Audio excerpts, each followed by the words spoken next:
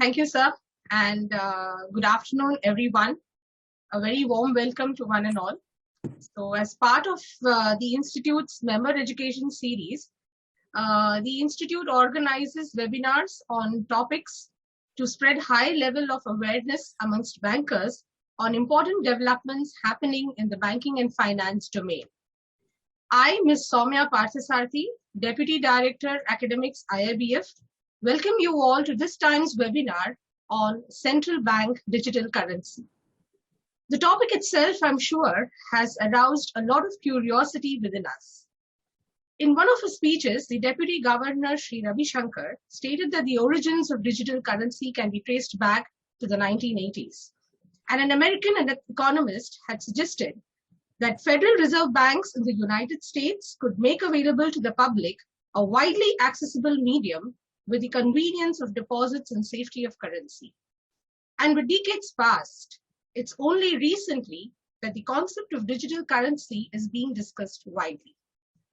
Definitely, at this juncture, there arises a lot many questions in our minds. What is the impact on the economy and the banking system as a whole?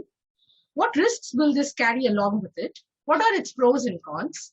And what kind of disruption can this bring to the system? So to help us quench our thirst for knowledge and get some valuable insights into the topic, we have in our midst very eminent speakers. Dr. Soumya Ghosh, Group Chief Economic Advisor, SBI, speaking from the economic perspective of CBDC. Mr. Prasanna Lohar, Chief Innovation Officer, DCB, speaking from the banking and technology perspective of CBDC. So let me first introduce the speakers. Dr. Soumya Ghosh is currently Group Chief Economic Advisor, State Bank of India. Dr. Ghosh has been a co-author in pioneering work to capture payroll data in India for the first time, both formal and informal, and designing the PM Kisan scheme for farmers and the ECLG scheme for MSME borrowers that have been very successful during the times of pandemic. Dr. Ghosh also had a role in designing the Credit Health Guarantee Scheme that has been rolled out by RBI. Following his report, EPFO and ESIC has started to give out monthly payroll data. Dr. Ghosh is a member of the working group that has been set up by the Government of India for the revision of Wholesale Price Index. He serves as the chairman of the Indian Banks Association's Economist Group. He is also a member of SEBI Advisory Committee on Research, Insolvency Board Committee on Research, Economic Advisory Council, CII, and Editorial Advisory Board of IIBF.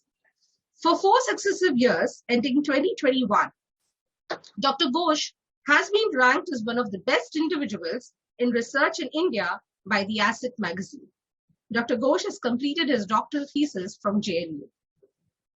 Mr. Prasanna Lohar, having over 21 plus years of industry experience in product development, business process management, data science, big data, blockchain, etc., is presently working as Chief Innovation Officer at DCB. A founding member of India Blockchain Forum, has received 50 plus leadership awards in a span of 6 years from 2016 to 2021. He has contributed to India's national strategy for blockchain and is co-chairing the FICCI blockchain initiative in India. A mentor at various academies, he had started India's first blockchain consortium with 36 banks, with SBI and ICICI in 2017. He has launched the Global Innovation Program, Innovation Carnival, for bringing in a unique experience of innovation generation through hackathons and accelerator programs in India. He is also a member with various innovation, fintech, and blockchain forums in India for creating a robust innovation ecosystem. I now request CEO, Mr. Biswaketan Das of IIBF to deliver the welcome address. Thank you. Thank you, Soumya. Welcome, Dr. Ghosh, and welcome to all the participants. Interesting subject.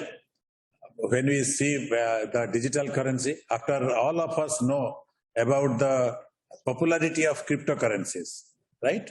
So since we moved from the barter system to monetary system, the currency has undergone quite refinement over a period of time.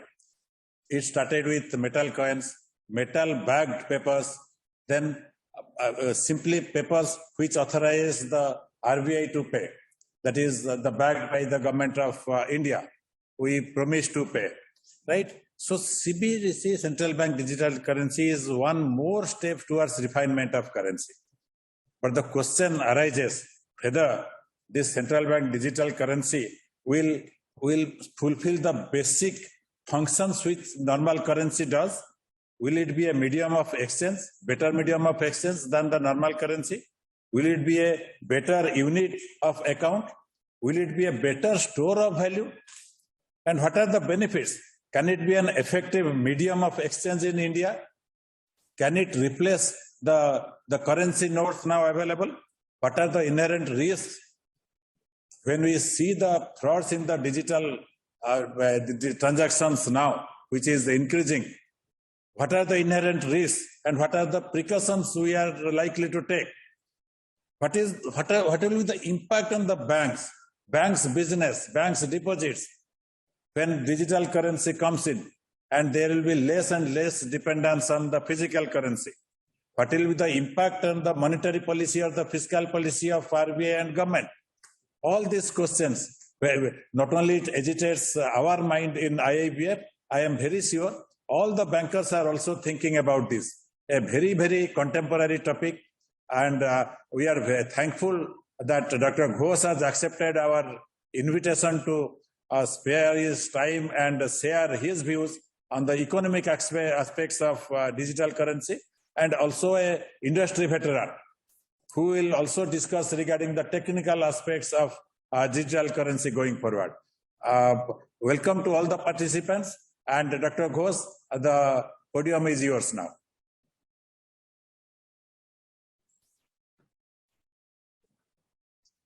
Thank you, everyone. Good afternoon to everyone, and thank you, IIBF, for giving me this opportunity to speak on this digital currency. It's a very interesting proposition, and I am hope that the listeners will find it useful. And the concept of digital currency has in fact gained very prominence ever since the debate on cryptocurrency and the government announcement in the budget that the RBI will introduce a digital currency.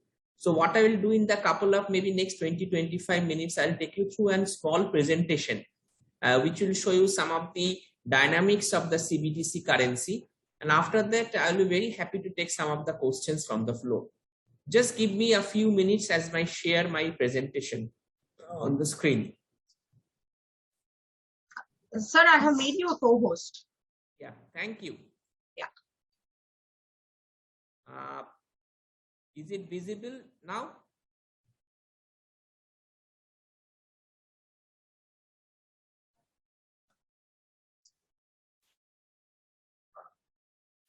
My presentation is visible? Yes, sir. Your presentation is visible, but I think your audio is a little feeble. Mine? Yes, sir. Just a little louder, because as far as the comments that I'll just put it on the slideshow. Is it okay now, my voice? Yes, sir. Okay. Okay. So what I will do is that in the next 20-25 minutes, I will take you through a small presentation on the economic perspectives of CBDC. So let me start with the most important thing. I mean, what is basically CBDC? Presently, if you look into the present, this is a very schematic representation of the current structure and the future structure which the RBI is envisaging. If you actually look into the current structure, there is a central bank, which is the Reserve Bank of India. Then it creates money, which is the real money. Bank are the financial intermediaries. Then the bank makes a promise and a service, and the end user is actually us. So this is the way the system is run. In the future, what it is going to happen is that the real money, a part of the real money, currency in public, will be substituted by the central bank digital currency. The bank will continue to exist, but the banks actually, I'll come into this in more details. But what will happen is that the bank's promise plus services will actually now be into a services, will be now turned more into a services that it has to service a digital currency also. And the end user actually will benefit in terms of an currency component as also an digital component. So basically all the entire structure will remain the same. The only difference is that a part of the currency will be substituted by a digital currency, which can rest in the account of an end user and the commercial bank, which were performing the role of a financial intermediation. Their role may become limited, because in case a central bank digital currency is introduced, this could be a direct one-to-one correspondence between the account holder and the Reserve Bank of India. So the role of commercial banks as financial intermediation could get a little limited. So this is basically the structure. Now, if I talk you about what is the context of the CBDC, I mean, the global financial crisis actually has done a lot to change the financial landscape and people trust in the banking system. I think, as all of you know, in 2008, after the financial crisis, there was a lot of bank failures. India, interestingly, were one of the few countries which survived this crisis with a lot of poise, and there was almost no banking failures in India because of, as all of you know, that the deposits in India are actually government guaranteed, so that is unlikely to happen. But that actually shook the faith of the people in the banking system.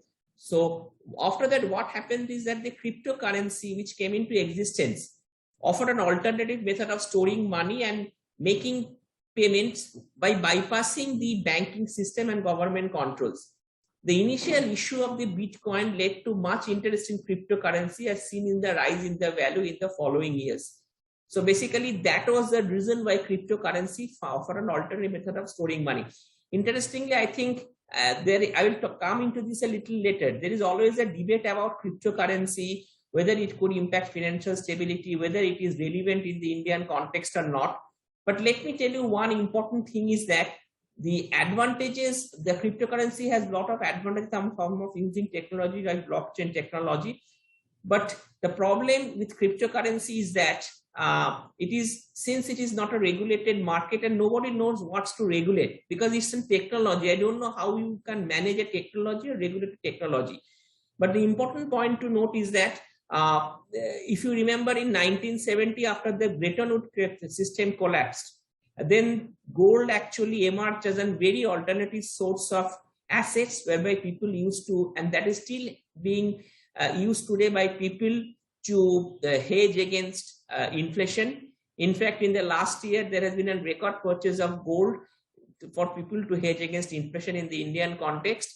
Cryptocurrency is a new investment instrument whereby it's a method of storing money. So initially, whenever there is a new investment alternative, there is always some issues which are rectified later on. In the current form, cryptocurrencies are imperfect, but they can play a significant role in increasing global government participation and protecting against government overreach. The World Bank estimates that 2 billion people without bank accounts, of which a third of those are living in Sub-Saharan Africa. This is an important data. Cryptocurrencies have low adoption cost. There is no need to go to a physical bank. So the cryptocurrency can actually offer a convenient and safe alternative. This is basically the people for those who don't have bank accounts. Many of the unbanked do not have clear identifying information, difficult to implement traditional banking, know your customer, and anti-money laundering practices. So you can actually see that cryptocurrency, given the fact that cryptocurrency can bypass the banking system, it can actually bypass the KYC and the anti-money laundering practices also. With a smartphone and internet connection, anyone can use cryptocurrency to send and receive money. It also provides an alternative solution in countries facing hyperinflation. Cryptocurrencies are challenging the traditional pillars of the financial system. And against this backdrop, central banks across the globe are now faced with the enviable task of protecting their own currency. There's a huge threat to the traditional role that the central banks are playing in a monetary policy. So there is an increasing activity across all central bank developed and the central banks of across economies to analyze and understand the potential effect of introducing a central bank digital currency. In fact, all the issues which I mentioned over here may not hold in the context of an India cryptocurrency introduction, because India doesn't face inflation. Most people have a bank accounts of India after the Jan Dhan account was opened. So basically that is the reason why the Reserve Bank of India has raised an objection of introducing cryptocurrency in the Indian context, and that's why it is trying to go ahead with a central bank digital currency. The only difference between a central bank digital currency and the cryptocurrency is that the central bank digital currency cannot be traded, but a cryptocurrency is an instrument which can be traded across individuals. So that's the difference between both of them.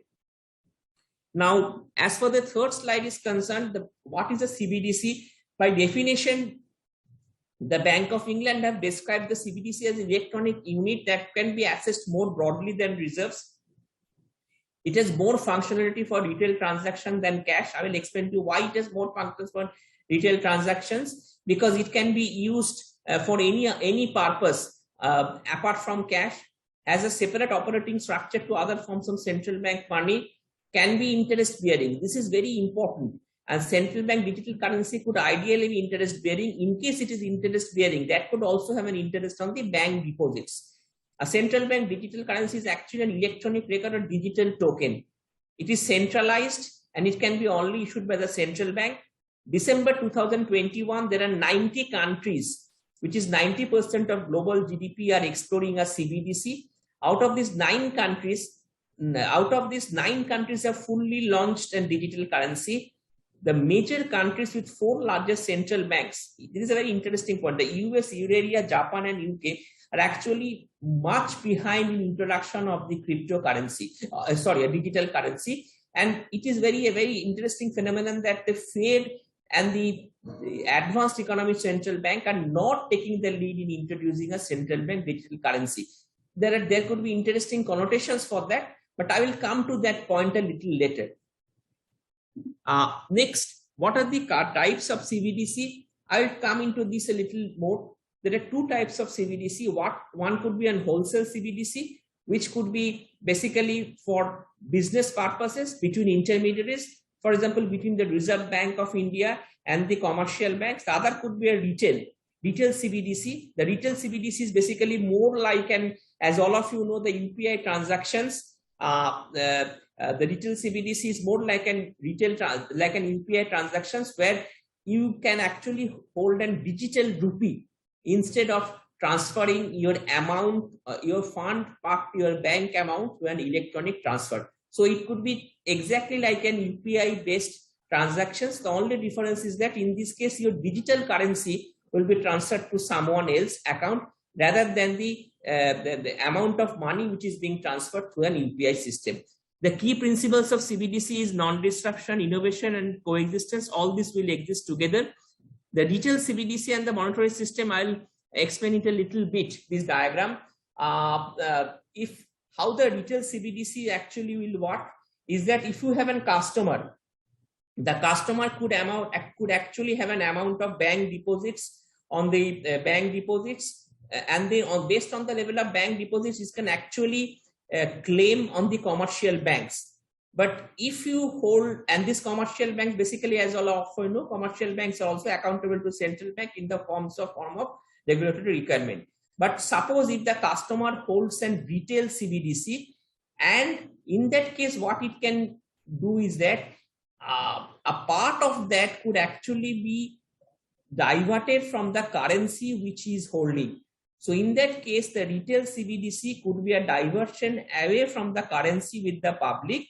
So therefore, in this case, it could be a claim on the cash that that particular individual is working, and which this cash is at the end of the day is also being issued by the central bank. So the only difference between a CBDC, a retail CBDC, and a monetary system is that in terms of a retail CBDC, since that is carved out of the banking system, and that is a part of the currency with the public, it will be a claim on the currency with the public, which in turn, as all of you know, it is obligated to the central bank.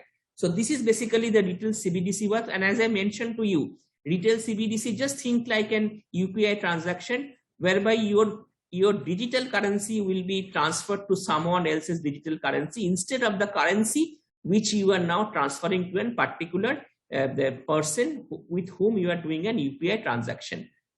Now, there are two types of CBDC. There is a book by Ishwar Prasad. That's a very nice book. That book actually says that CBDC comes in two forms. One is the retail and the wholesale.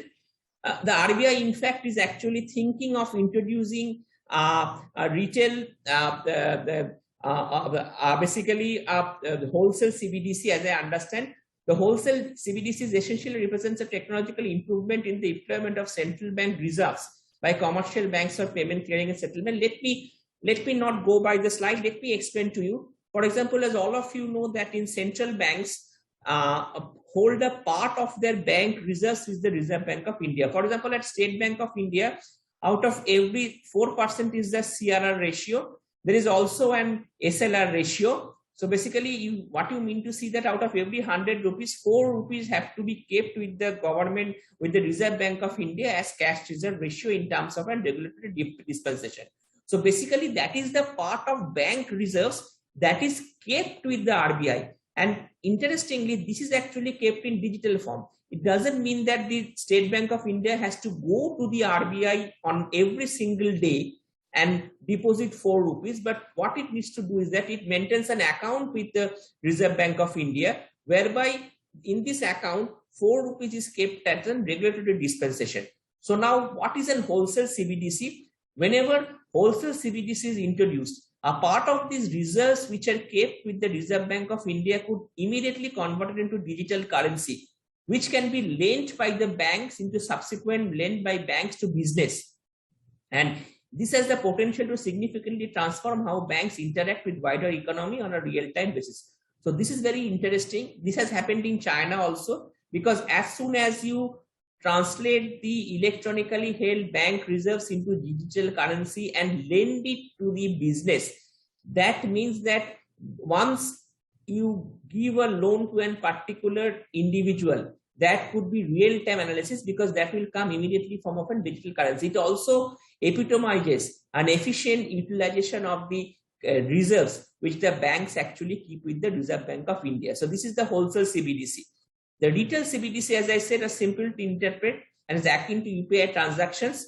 It can take several forms. The first is the e-money. This is a simple version of an electronic currency wherever the central bank in effect manages efficient payment linked to electronic wallets that reside on prepaid cards, smartphones, or other electronic devices. For example, in this case, what could happen is that the central bank could give you 10 digital rupee, say 10 digital rupee, which could be an electronic wallet, which could reside on your smartphones through which you can recharge, or it could reside on your prepaid cards, or it could be even reside on your account in terms of an electronic wallet. A second, more technologically sophisticated version is referred to an account-based CBDC. This is important because in this case, individual and businesses would have access to central bank accounts. Balances kept on those accounts is normally not accrue any interest. And central bank would effect because the manager of a sophisticated payment system that would allow it to implement certain policies more easily and directly to the account it manages. This is very interesting in the interpretation which I am trying to give you, is that in this case, what would happen is that the central bank would actually hold an account with an, say, for example, me. So, say in that account, the central bank can say, look, I will give you, you can get 50 digital rupee. Now, these 50 digital rupee ideally will not give you any interest. But what will happen is that in this case, the central bank is actually becoming the manager of a payment system, because you are directly having a relation with the central bank, because you are using the central bank digital currency, and the central bank can then use this money to implement certain policies more easily and directly through the account it manages. So basically, for example, this could be in the form of a financial inclusion benefits, or it could be also, say, for example, in times of distress, the central bank can, the government can dictate to the central banks, if you can kindly give some digital currency to these poor people, through which they can actually use them to purchase goods or any other thing. So in that case, the fiscal policy could actually supplement monetary policy in times of need. And in this case, the RBI, the Reserve Bank of India, could actually take up the role of a fiscal policy manager also, because then it could directly put money in the accounts of the people to the CBDC. So this is a very important distinction. So basically, now let me tell you about the status of CBDCs across the world. You can see that this is being used as a proof of concept across globally. Research is going on in countries like India, and it has been now launched in 9 countries. You can see that there is a blue dot. That means it's basically becoming actually an initiative across the globe. And this is going to be an important thing in implications, as I will tell you at a later date. But keeping aside the US and the other things, I think most countries globally are now trying to go over to these initiatives. Now,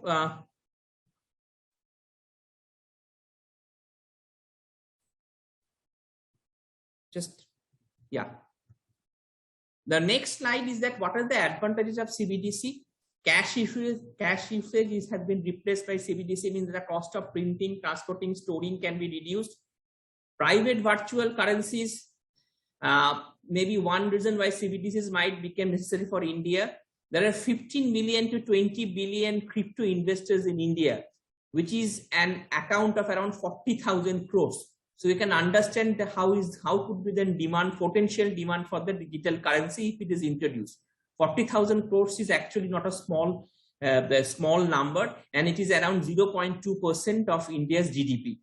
It will not change the balance sheet of the central bank, because it will just be a currency issue, which is a liability on the central bank balance sheet, which has to be exactly matched by an asset on the right-hand side. So it could be an acquisition of foreign exchange reserves or more, or it could be purchase of gold and other things. The next, in comparison with the existing forms of money, CBDC can offer benefits in the terms of liquidity, immediate settlement. There is no settlement risk, ease of transactions, anonymity, acceptance, and scalability. The most important point is that if this is done, the CBDC is done, say, across many countries. Recently, if I remember, there was a WhatsApp message which was going on, is that the West was actually trying to cut off, and they have cut off Russian banks from the SWIFT payment system. But suppose we had a central bank digital currency, then there could be no need of a SWIFT payment system. In that case, the digital currency could be traded globally, and this, of course, could actually result in could result on the bank's the fee income.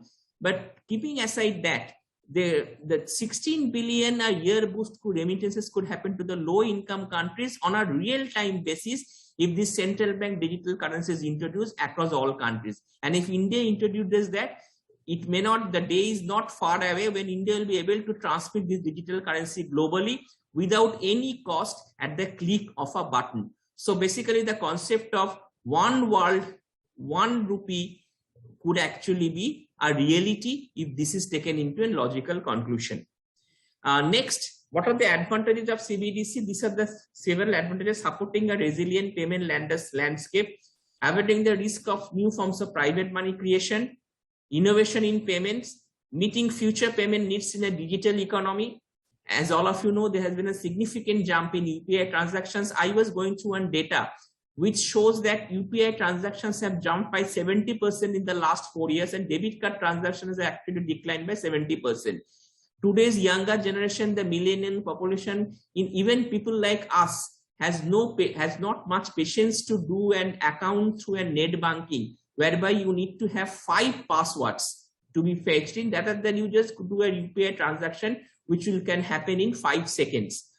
The scalability and usability of central bank money, the consequences of a declining cash could be exactly mentioned, and it should be a sure building block for a better cross-border payments. So don't be surprised that 5 years down the line, we have a system of a central bank rupee a digital rupee, which is freely which is freely flows across borders in terms of cross-border payments in a real-time basis. And that means that the SWIFT payment system which we currently have may actually will have no value, because in this case, the banks can transfer the money to their counterparts, their digital currency. So this is one way also of the advantages of an CBDC.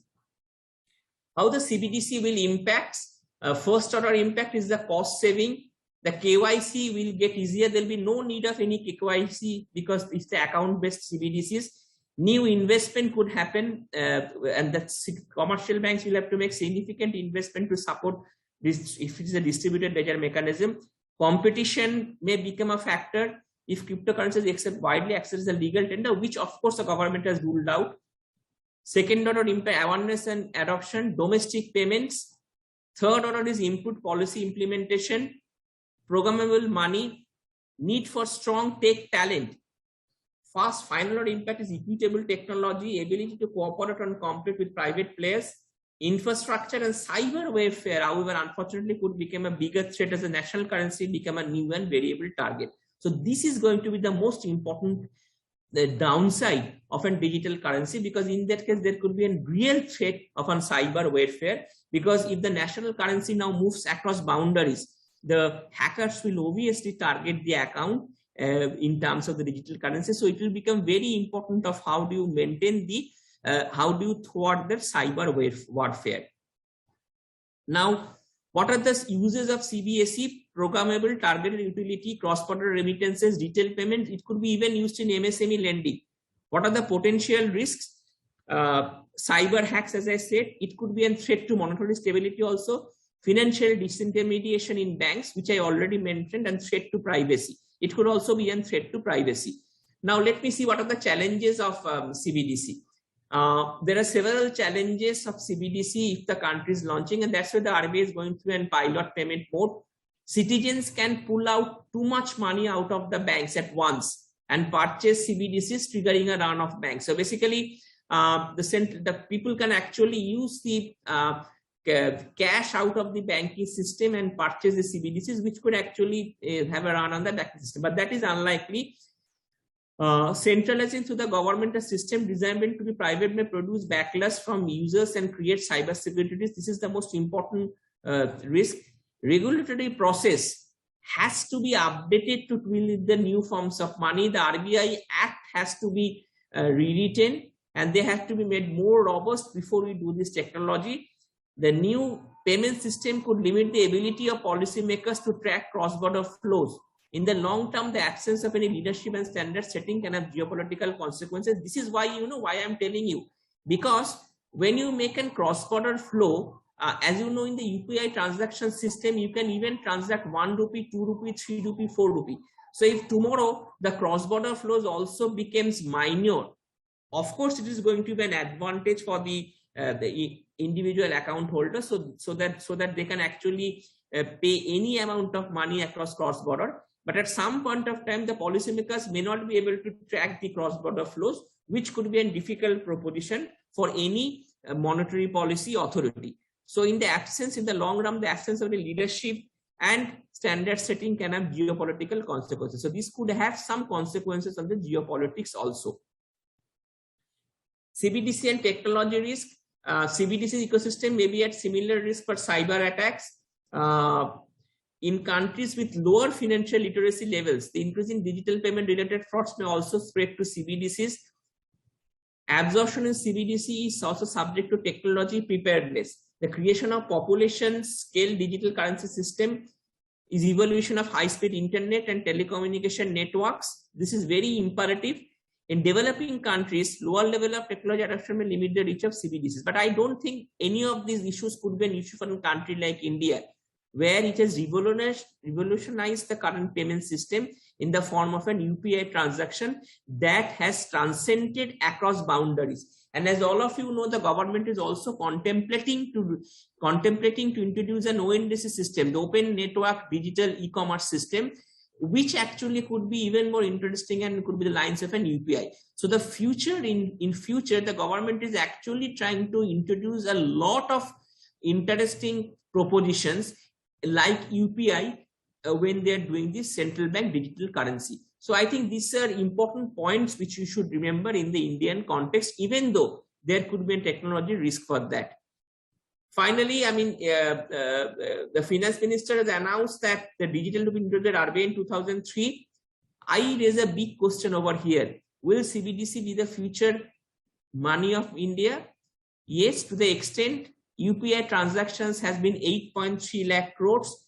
Digital rupee can have many use scenarios in the real world, such as programmable payments for subsidies. For example, subsidies could be made through digital currency. This could give impetus to governments based on cashless payments and positively change the banking scenario. The cost of transaction would significantly reduce for government and business. And our sense is that the RBI could actually exist to leverage the infrastructure through NPCI for a faster introduction and adoption of digital rupee across the economy through a QR code system. You already have a system of NPCI QR code system, which has been running so successfully in driving an UPI transactions. And I think the retail, the digital, as I have showed to you, would be almost along the lines of an UPI level transactions. CBDC and monetary policy, how could be the efficiency of monetary policy in the era of CBDC? The issue is that if flat money usage were to fall significantly, then the optimal policy of the central bank would depend upon the e-money's usage policy. This could weaken the transmission of monetary policy and also restrict the ability of central bank to act as a lender of last resort. So therefore, I don't think that there could be too much amount of digital currency in the system, because in that case, there could be the transmission of monetary policy could be impacted. And the other thing is that issuing central bank digital currency may also prevent competition. Let me also go into the other challenges. This is the most important point, the CBDC impact on the interest rates. CBDC's impact on monetary policy will be greatest if CBDC's impact on alternative active assets. It has to include the following design features: rules regulating its access by different types of agent, its availability, and at what rate. Ideally, CBDC should not be interest bearing. If it is not interest bearing, then it is unlikely to have an impact on the deposits which are held with the banking system, because the deposits pay you an interest. However, if the CBDC are interest bearing, this is also a point to be debated and can be held without limits. This could impact holdings by institutional investors of other liquid low risk instruments, for example, government bills, repos backed by sovereign collateral, and other things. The CBDC interest rate in that case could actually establish a hard floor under money market rates. For example, currently the repo rate is at 4%. You could actually, if the CBDC gives you a rate of interest, this could actually establish a floor and a signaling device that this is below which the rate of interest cannot go. These are all hypothetical scenarios, because CBDC ideally may give you interest, may not give you interest, because since this is a substitution of the currency, both these are possible. And interest-bearing CBDC could monetary policy more effective, as the pass-through of interest rate changes by the CBDC would be more direct. This is the more important point. If CBDC offers a direct alternative of deposits, this is the other problem. Banks would have less ability to independently set deposit interest rates. So in this case, the banks actually may not be find it possible to set and deposit rates, because CBDC is already giving an the direct alternative of deposit. So that is also a constraining factor of CBDC offering and deposit rates. So basically, the overall effects of CBDC on the term structure of interest rates are very hard to predict and will depend on many factors.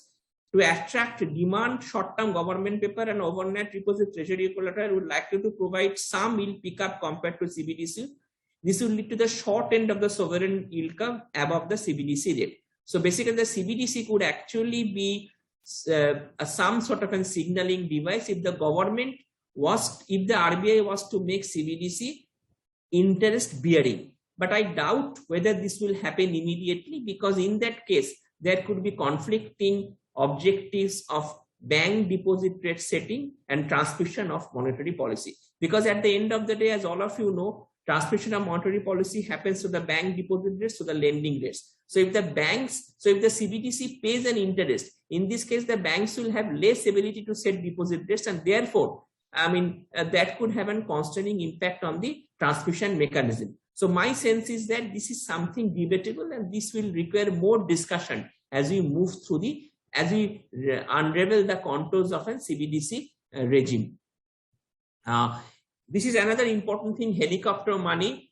Ben Bernanke had actually suggested that helicopter money would be an alternative expansionary fiscal policy which would have effect on the real economy. All of you remember the Dhoni helicopter shot. So it reminds us of of Dhoni's helicopter shot. Milton Friedman has also coined the phrase helicopter drop of money, which is a cash injection from the government into people's bank account in the belief that this will bring about higher inflation.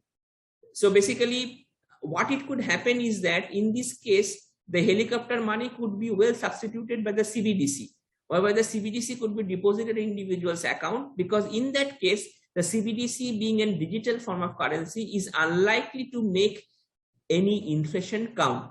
So in this case, so this is what the point which I was saying, in this case, the central bank, the RBI could actually also take the role of a fiscal policy in this case, whereby it could effectively use the digital currency as an alternative payment mechanism to cash injection, so as to avoid more liquidity resources in the economy and hence higher inflation. Finally, last two slides, financial stability. A CBDC provides a safer currency for transaction and deposits. Commercial banks are not fully backed by reserves as part of their role. As all of you know, because people have chosen to withdraw cash when there comes up a great financial crisis. A CBDC to offer an alternative lower risk option for risk adverse households who are risk adverse. They can actually put a part of their money in CBDC. But this does introduce concerns for the financial stability of commercial banks. As I said to you, too much amount of central bank digital currency because as all of you know that currency is actually a leakage from the banking system, and that leads to a lower amount of deposits. So if the CBDC is actually working as an alternative to bank deposits, and if there is too much amount of CBDC that could be taken as a leakage from the banking system, that could lead to a lower amount of deposits, and that could result in a financial stability of the, also introduce concerns of financial stability of the commercial banks. So this is also important point to note in this context. Finally, the most important point is that the impact of seigniorage. CBDCs are essentially flat money in digital form. So with the launch of CBDC, it will not change the balance sheet. So CBDC replaces the hard money, the cost of printing, transporting physical money of declining. So the seigniorage, which is the profit that accrues to central bank by virtue of their unique position of paying little or no interest on two of their liabilities, notes in circulation and bank deposits with them. So basically, in this case, the seigniorage, the currency seigniorage of the Reserve Bank will increase.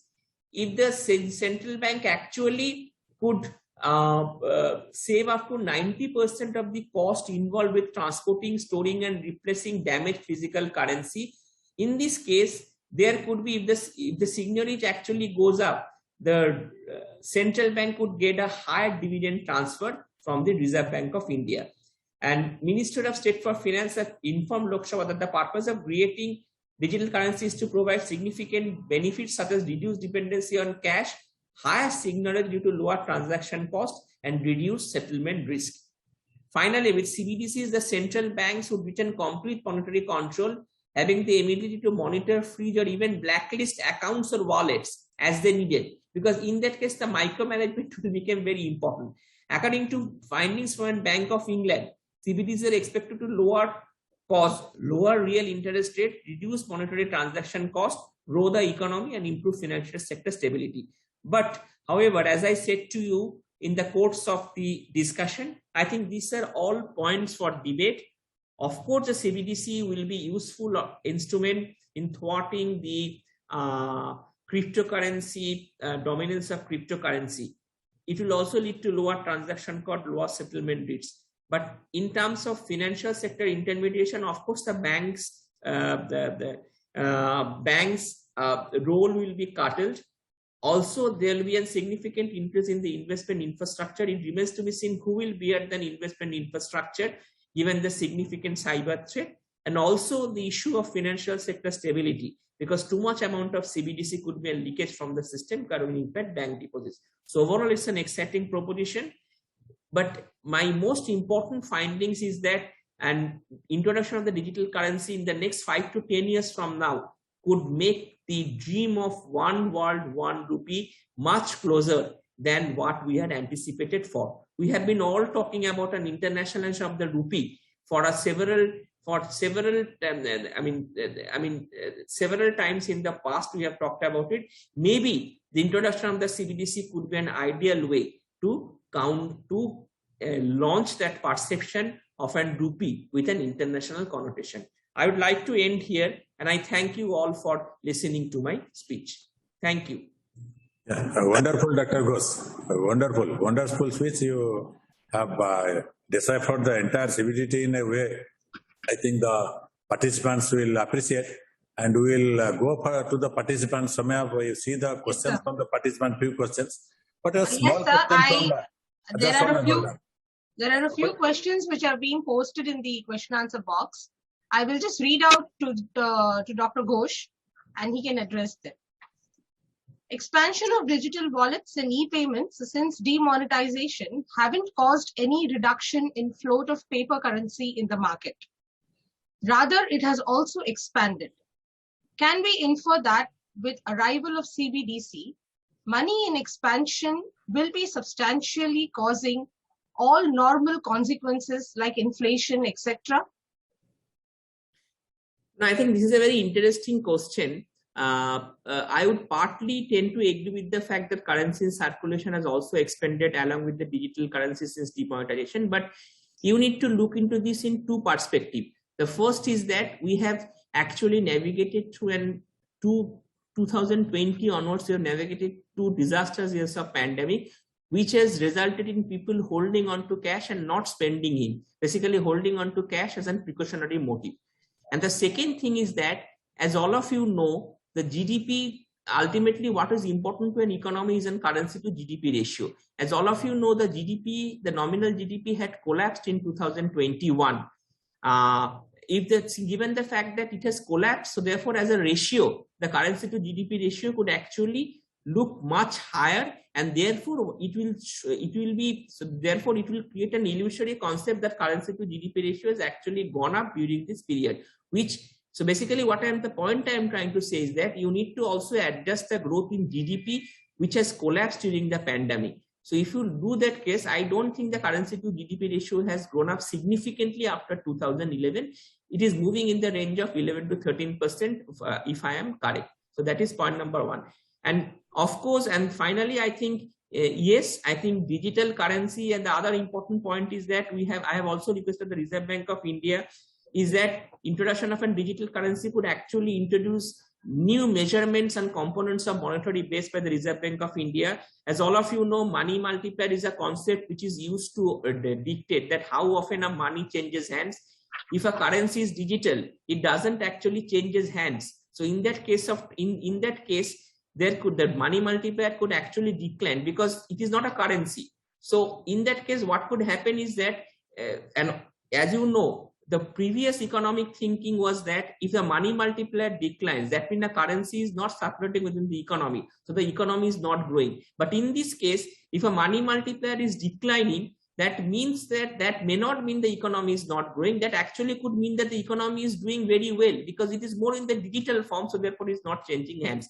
So I think all these concepts also needs to be understood properly, and I am sure the move towards a digital currency could be the tone of the future. The government is also trying to move into this ONDC platform. So ONDC platform, UPI platform, CBDC currency, all of this could make a very good cocktail of a digital infrastructure for India, which could of course have benefits in real-time basis. Okay, thank you, sir. There is one more question. If CBDC is interest bearing, doesn't that mean the end of repo and repo regime? How is that feasible? No, I think this is also another point in debate. If the CBDC ideally should not be interest bearing because it's a substitute for currency. But if the RBI decides that it should also be interest bearing, in that case, we have to see how it could be. Basically, currently the RBI uses the repo rate as a signaling device. So if the CBDC is giving you an interest, in this case, the CBDC could well be used as a tool as a signaling device, which is paying you a rate of interest. So, but I don't know whether that is going to be a plausible position, because in that case, what is going to happen is that the rate of the banks will actually lose the power of setting deposit rates, and monetary transmission could be impacted. So these are all debatable things. Perhaps the Reserve Bank of India may take a call on this to look through this over a point of time, so as to make the transmission and the other associated things more attractive through the introduction of an CBDC currency. But as of now, my observation is that the CBDC could be more introduced by the Reserve Bank of India to counter the threat of the cryptocurrency. Okay. The impact of CBDC on human resources. What new skills bankers should invest in? No, I think this is going to be a very interesting thing. If CBDC is introduced tomorrow, you need to understand the blockchain ledger distributed technology. This could actually make the payment system much faster. This will mean that the banks will have to invest a lot of amount of money in infrastructure.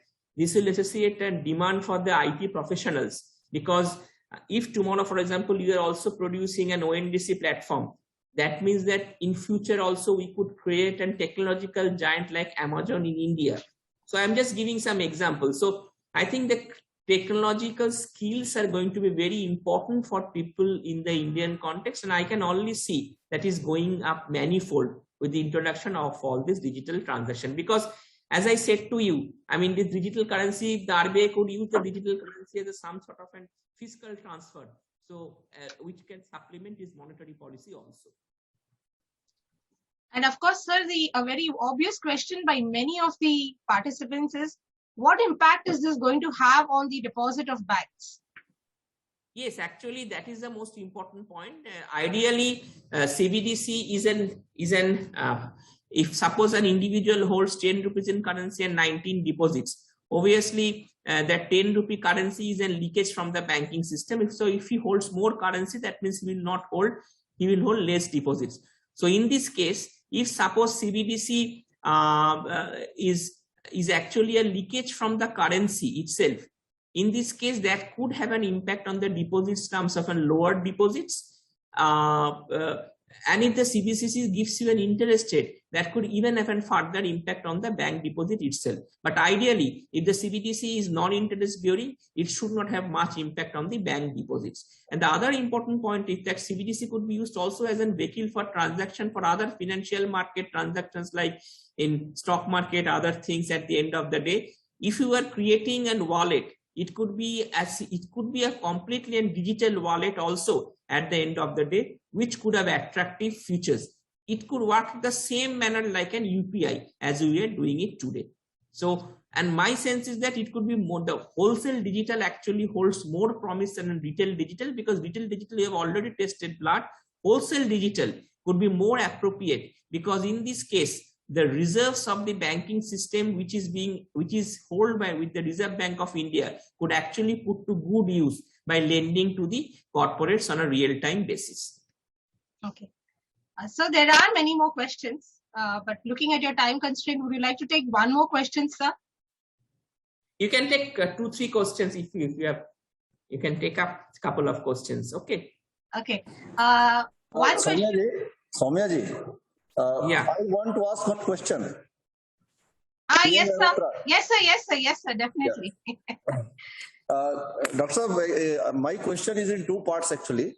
One is that is the central bank digital currency is a new currency of the country, or only another form of national currency such as metal, paper, plastic, e-wallet, etc. So no, second part of the question is how the purchasing power and exchange rate of this digital currency is determined, whether it is the same as rupee is means purchasing power of rupee is fixed, or there is any other way.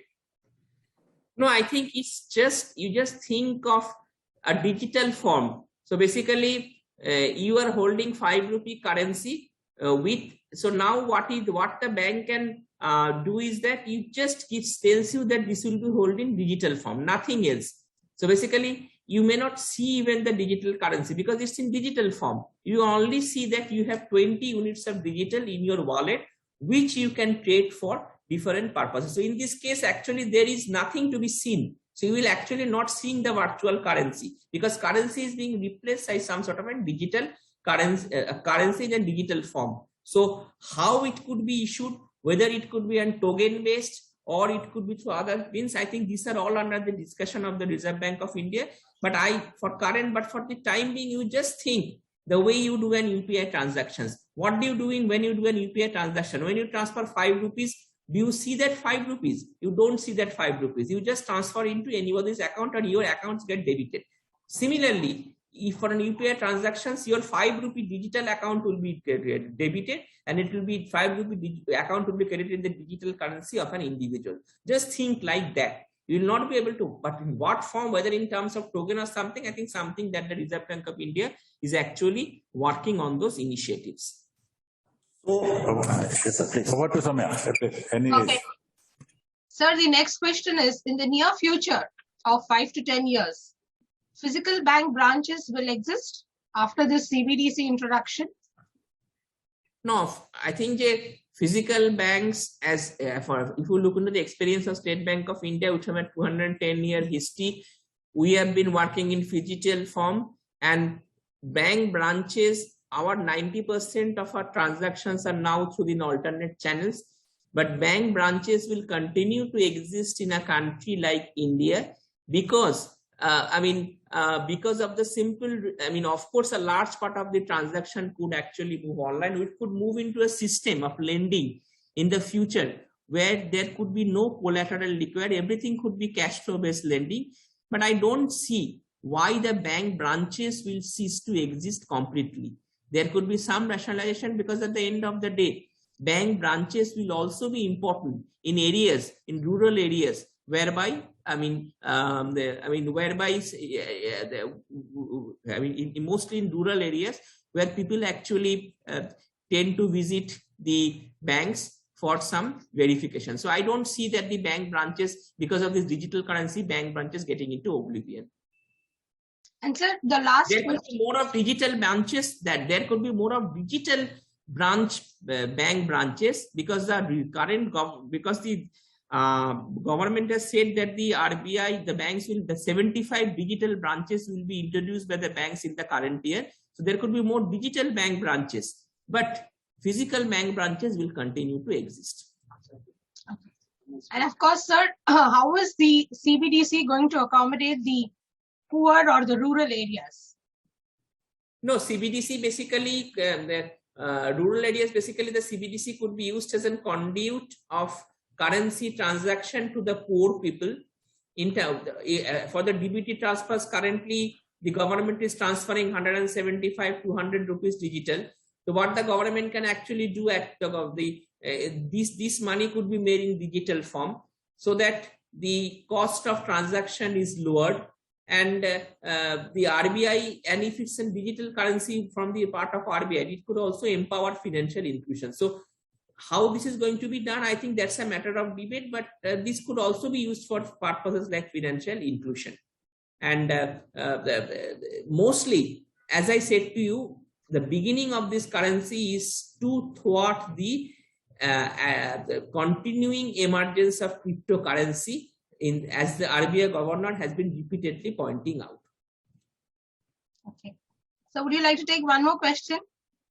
Yeah. Okay. This is a question on the CBDC, which was introduced in China some time ago.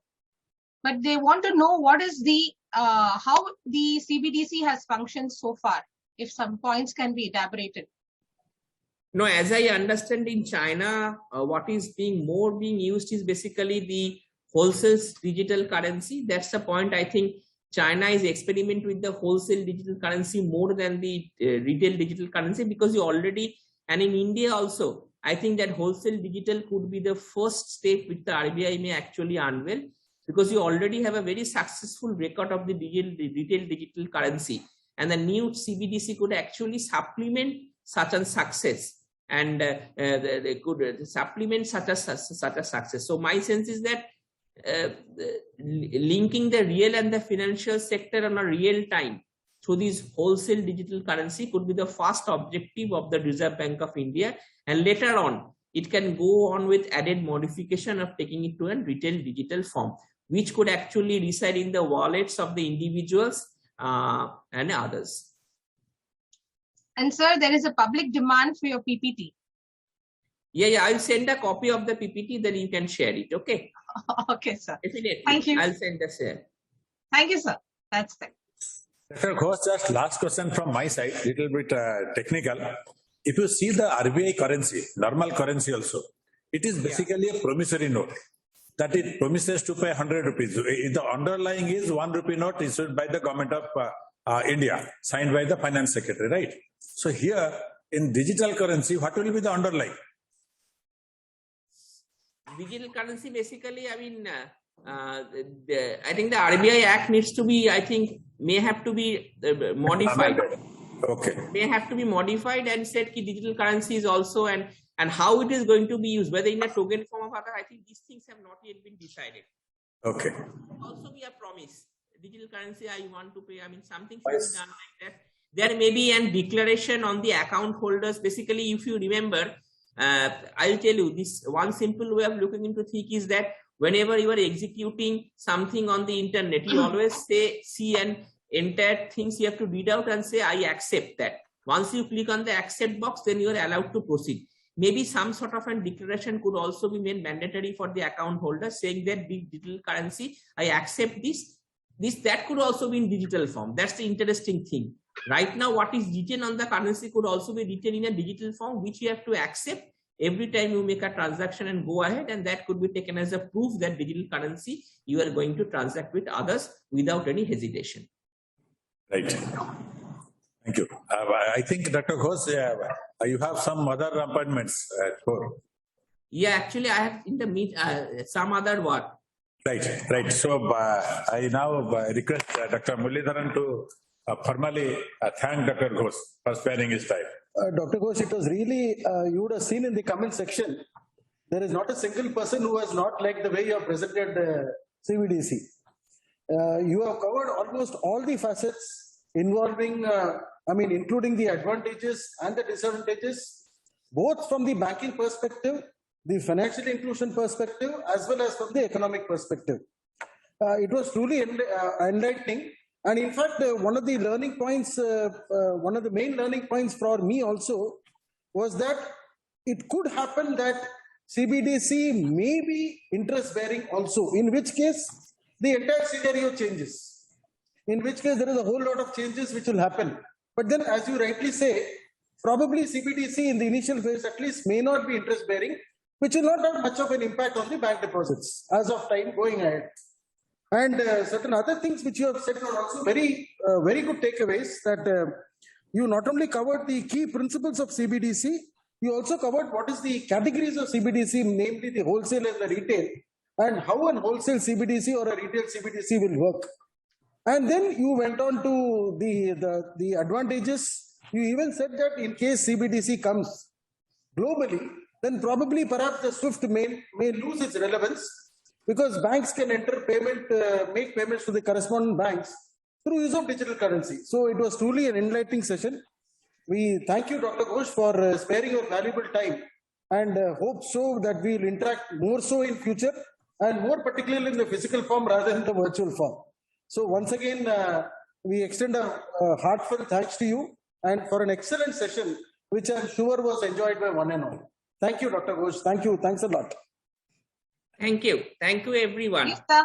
Thank you. Sorry, I have to leave, but thank you, everyone. Thank you. Soumya, over to you to introduce the second Thank you. panelist. And I apologize to the next speaker for leaving, but I have some other meetings, so just apologize me, and I will be dead. I mean, next time I will definitely join. Thank you. Thank you, sir. So we now move on to our next speaker, Mr. Prasanna Lohar, who is the Chief Innovation Officer from DCB, Development Credit Bank. He shall be speaking from the banking and technology perspective. Sir, I have made you a co-host. If you have a PPT, you can share it. Sir, I think you're muted. Yeah, so let me just share my presentation. Just a second. So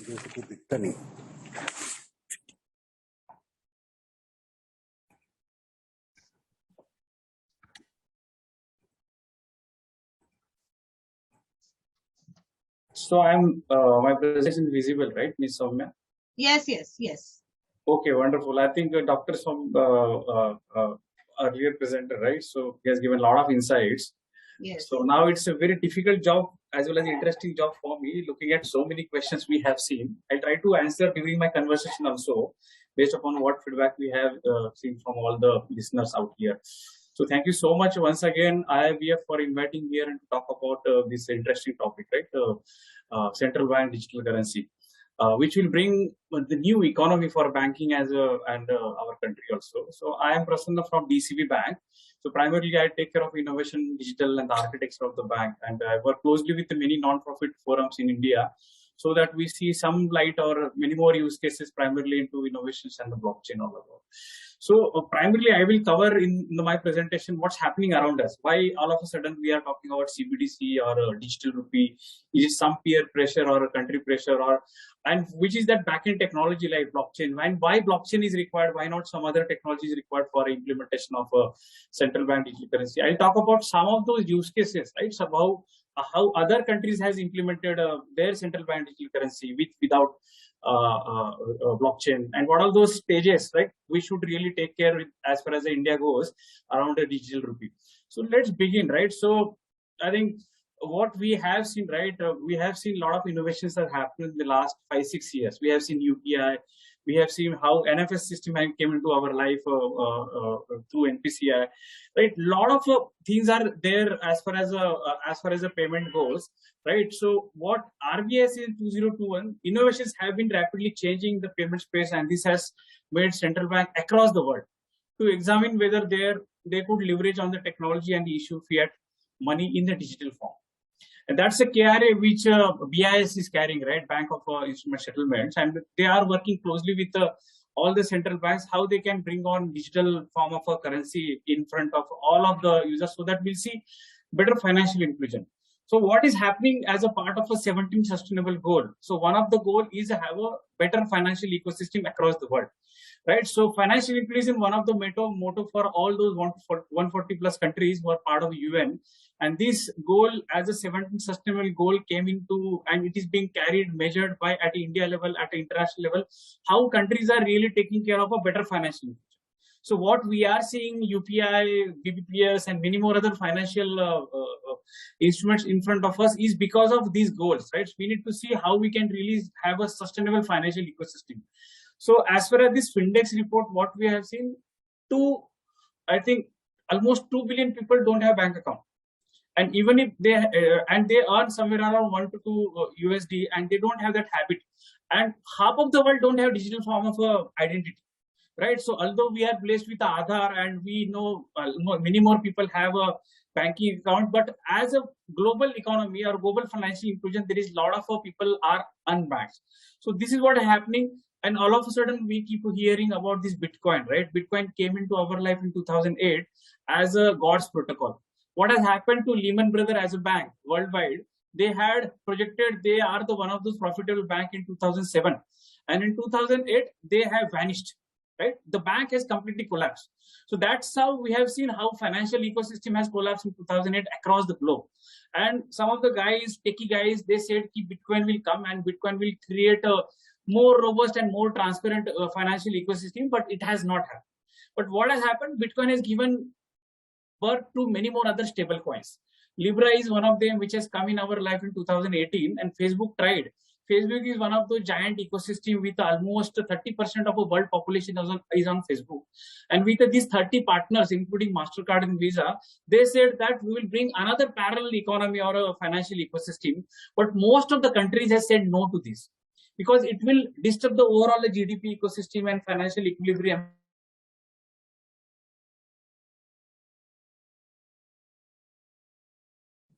Soumya, I think we have lost his voice. Yes, sir. I'll just try calling him. Yeah. Presentation is there. Yeah, somewhere it's not visible also.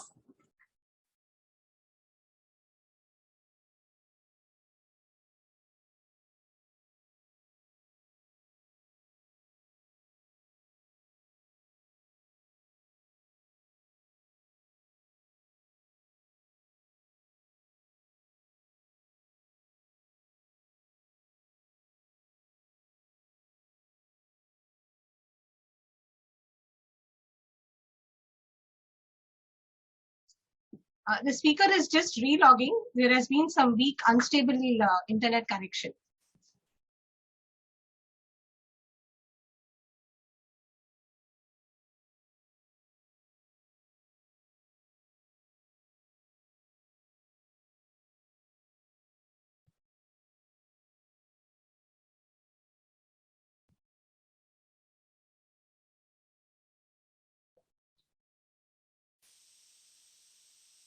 I'm audible now?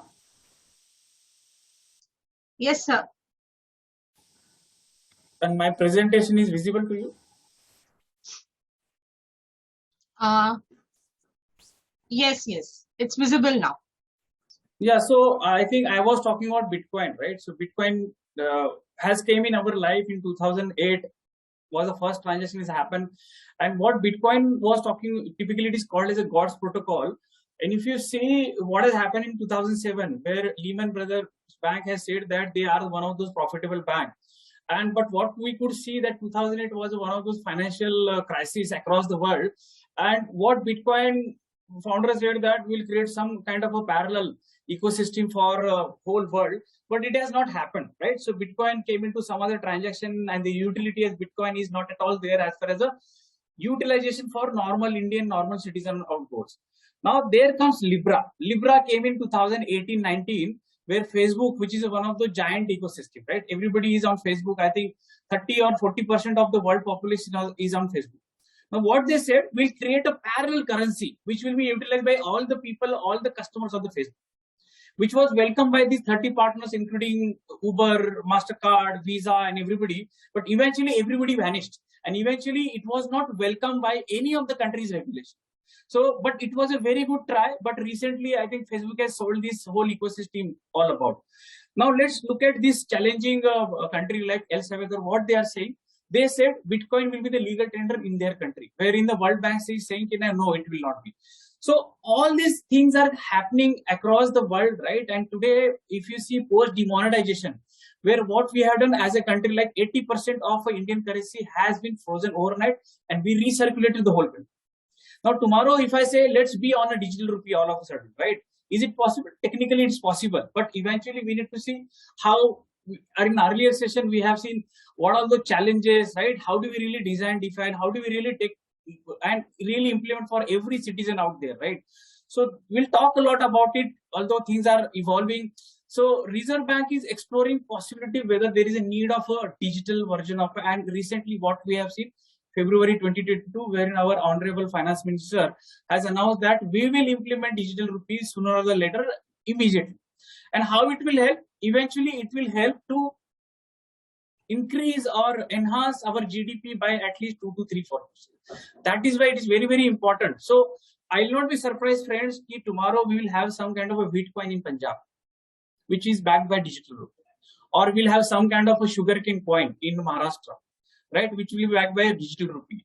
Or we'll have some milk coin in Gujarat, or we'll have some kind of a solar coin in Rajasthan or UP, right? So these are the different forms of the currencies we'll see. And what we have seen since last 100 plus years, today we are here, like somewhere in the electronic money or cards. And tomorrow it will be cryptocurrencies or somewhere in form of a digital currency, right? So while we are seeing there are a lot of things are happening, this technology, which is called as a blockchain, is going to really change. It makes sense to really work upon a blockchain. So I'll just give us some flavor of a blockchain, why it is coming in our life. Internet was always there with us since 1939, which has become an open commodity in 1995. And till now, from last 25 years, what we could see, there are a lot of business models came in our life, including UPI, Google Pay, Phone Pays and all. Now, what internet has not given to us, which is called as a trust, right? Or which is called as a, rather, because of internet, we have seen a lot of intermediary came in our life. Intermediaries, so-called MasterCard, Visa, Google, these are all intermediaries. So what blockchain says, I am a foundation technology just like internet. And just like internet has penetrated in every business model, I am also going to be penetrated into every business model, including financial business model. And I will improve productivity. I will simplify collaboration between the banks or worldwide banks. I will reduce these costs around those intermediaries. I will reduce those extra operations which will have to do for onboarding of a customer and every reconciliation and settlement of the customers. And I'll moreover create a trusted ecosystem to all the participants and a better secure system. That is what blockchain offers to us. Now, there are varieties of blockchain 1.0, blockchain 2.0, and blockchain 3.0. So typically CBDC or digital rupee will be because of a blockchain 2.0. All cryptocurrencies are part of a blockchain 1.0, including Bitcoin, Ethereum, so on, which is a quite matured ecosystem as far as a cryptocurrencies are concerned. But use cases which countries, governments, healthcare, financial banks will look at, those will be built on top of the blockchain 2.0 and relevant protocols, so-called Ethereums or Hyperledger. And these are the different protocols people usually see, the way we have Windows, Unix, right, out there as a protocols. So these protocols will be taken care by blockchain 2.0 and so on, right? Now, let's say example, how digital rupee or blockchain will work. Now, this is a typical scenario where customer comes on e-commerce site or on a POS or on an ATM and does a transaction. What happens to that transaction? From that acquiring ecosystem, transaction goes to the trusted ecosystem, so-called MasterCard, Visa or NPCI. And from there, the transaction will be routed to the issuer bank's ecosystem. Could be some of the service provider, and in the back, it will go to the core banking system. Now, in this whole ecosystem, which we are running since last 30-40 years, what's happening? Reconciliation is required. That's additional cost. Settlement is required. That's additional cost. Operational team is required. That is additional cost. And moreover, this cost is inherited by these merchants, or there is always a transaction fee which we have incurred per transaction since so many years. And in this transaction, if a transaction doesn't go through, then there is an additional call for a customer to the contact center. My transaction is not happening. So these are all the things which we are so happy with the UPI. We are happy with IMPS, NEFT, RTGS. But my dear friend, there is a cost for every transaction out here. And just imagine tomorrow's business model is something like this. All banks, regulators are on the same chain, right? Instead of having so many servers, hardware and software and databases, I will say that every bank has its own node, and the transaction, the way it happens on a Bitcoin or a trusted blockchain enterprise, transactions are happening between all these nodes. HDFC Bank, GCB Bank, and wherever you have one of the node for RBI, right? So, and what is the advantage out there? No disputes, no reconciliation, no settlement, because settlement is real time. This is how cryptocurrency works. So what I meant to say that there are beautiful things around cryptocurrencies. Although cryptocurrency is not regulated, just look at how blockchain really giving a lot of flavors of a trust and a better without man or without intermediary and a trusted ecosystem. Can you not utilize that technology and create a robust financial ecosystem which will be backed by a regulation? That is how we can propose a blockchain-based banks, right? So blockchain, which has a lot of advantages, right? Advantages like instant settlement, no need of a branches. Although in Indian context, we always need branches for our humans out there in villages and so on.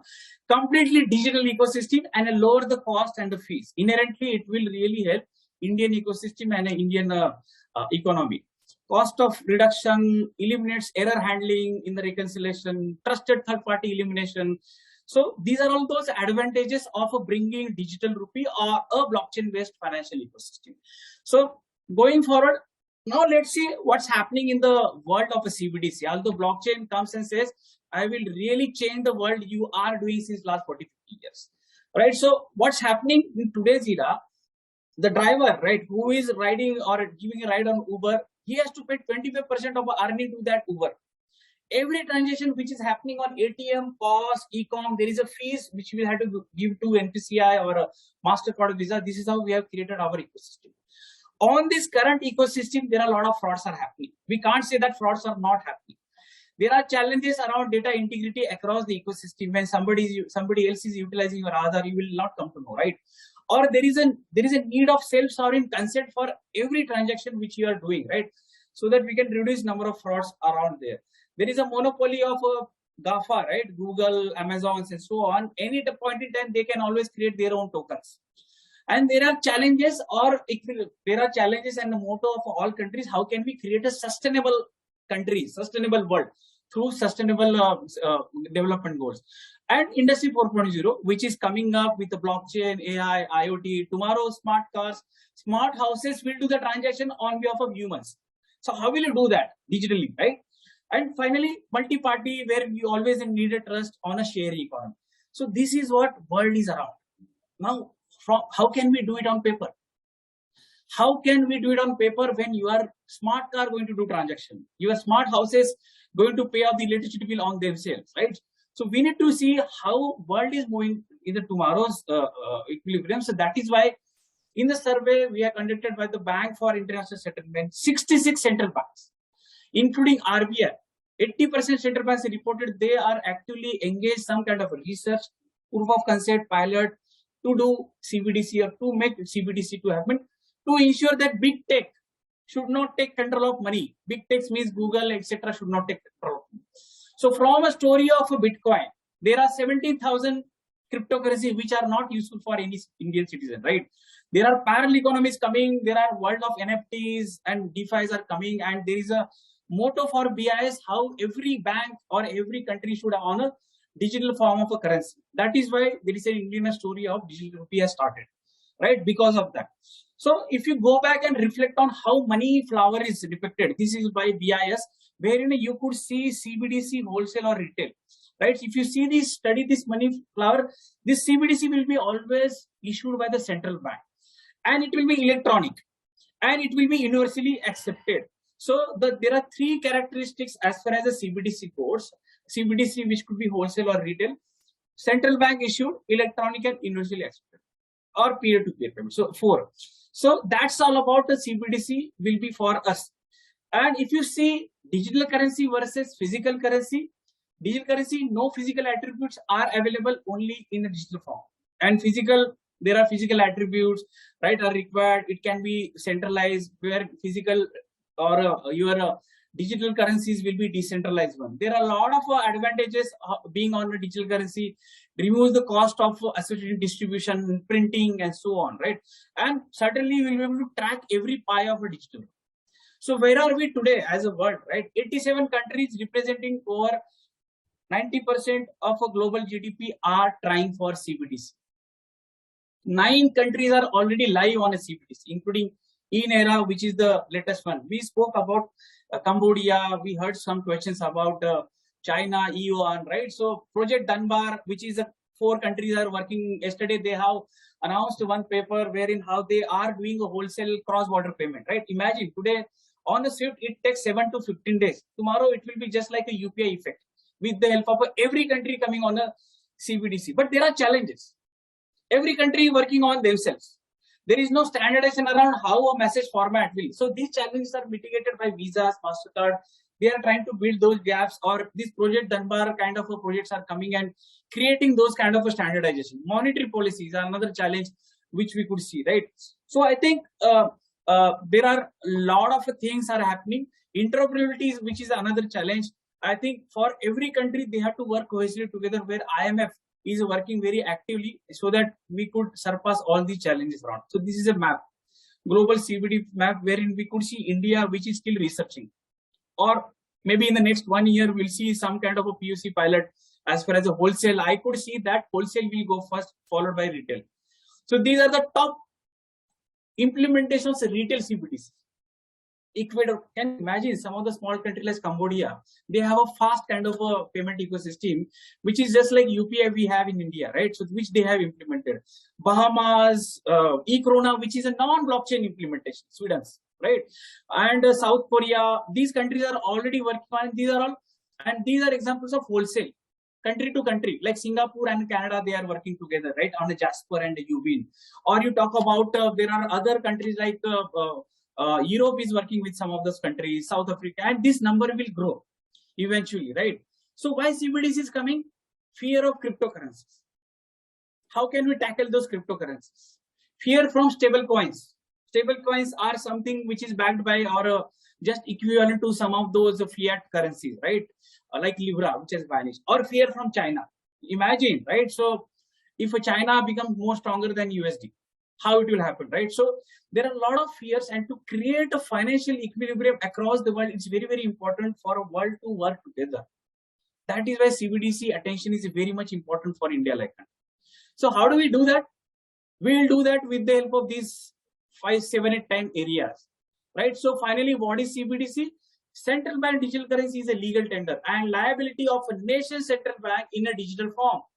It is denominated in a sovereign currency and appears as a balance sheet of a nation's central. So it's not a paper-based, it is a digital form, right? CBDC is a digital currency which can be converted and exchanged as per as a similarly we do it for a cash. So it is not a replacement, rather than it's just cohesively both the currencies will work together. So why CBDC is important? More consumer protection and security, promote financial inclusion, enhance monetary policy, and reduce the cost associated with the issuing and managing cash. If some of you are asked question why CBDC is important, this is the answer for that. What is to be considered, right? When you are defining this one, it is a legal tender, it is a complementary to the cash, and CBDC must be accepted as a means of the payment for all types of businesses, right? Eventually, it will not happen immediately, but eventually. Then while you are doing like it's a traceable, it is all, so these are all the consideration while you are looking at a CBDC. So CBDC primarily when you say it is a traceable, CBDC can use DLT or may not use DLT. DLT is a distributed ledger technology or a blockchain, right? So when you talk about CBDC, we require CBDC for a better speed. We require CBDC for security, and more or less we want to trace. So whenever we say that it should be programmable, traceable, more secure, centralized ecosystem cannot help. That is why very, very important to go and implement blockchain-based CBDC. Why? And why? Because after 3 years, you cannot rework on our digital rupee. You cannot say this centralized ecosystem is not traceable, is not secure. It requires a lot of reconciliation settlement. That is why blockchain is very, very important. So question for you, why blockchain is required? We have seen how blockchain helps you create a decentralized ecosystem with less of settlement, less of reconciliation, less of intermediary fees, and so on, right? So there are 4 steps. How do we implement CBDC? First step, is it available to the regular people or only banks? When you say regular people, it's called as a retail CBDC. It is available only to the banks at real time. It could be a wholesale CBDC. So ask this question to any country, and the answer will tell you how do we go on to the CBDC implementation. Second question, is it centralized or decentralized architecture, technical architecture? Primarily, the answer always will be a decentralized architecture. We all know now benefits of decentralization technology. Third aspect, how do we access this? Whether it will be a token-based or account-based, right? So typically anonymous or, so there are a lot of challenges around this. So a lot of work will happen in this area, whether to keep it account-based or token-based, and based upon use case to use case, every country will look at how do we do that. And finally, whether it is a retail or wholesale, what is the use case around that? Is it a cross-border use case or is it a community-based retail payment?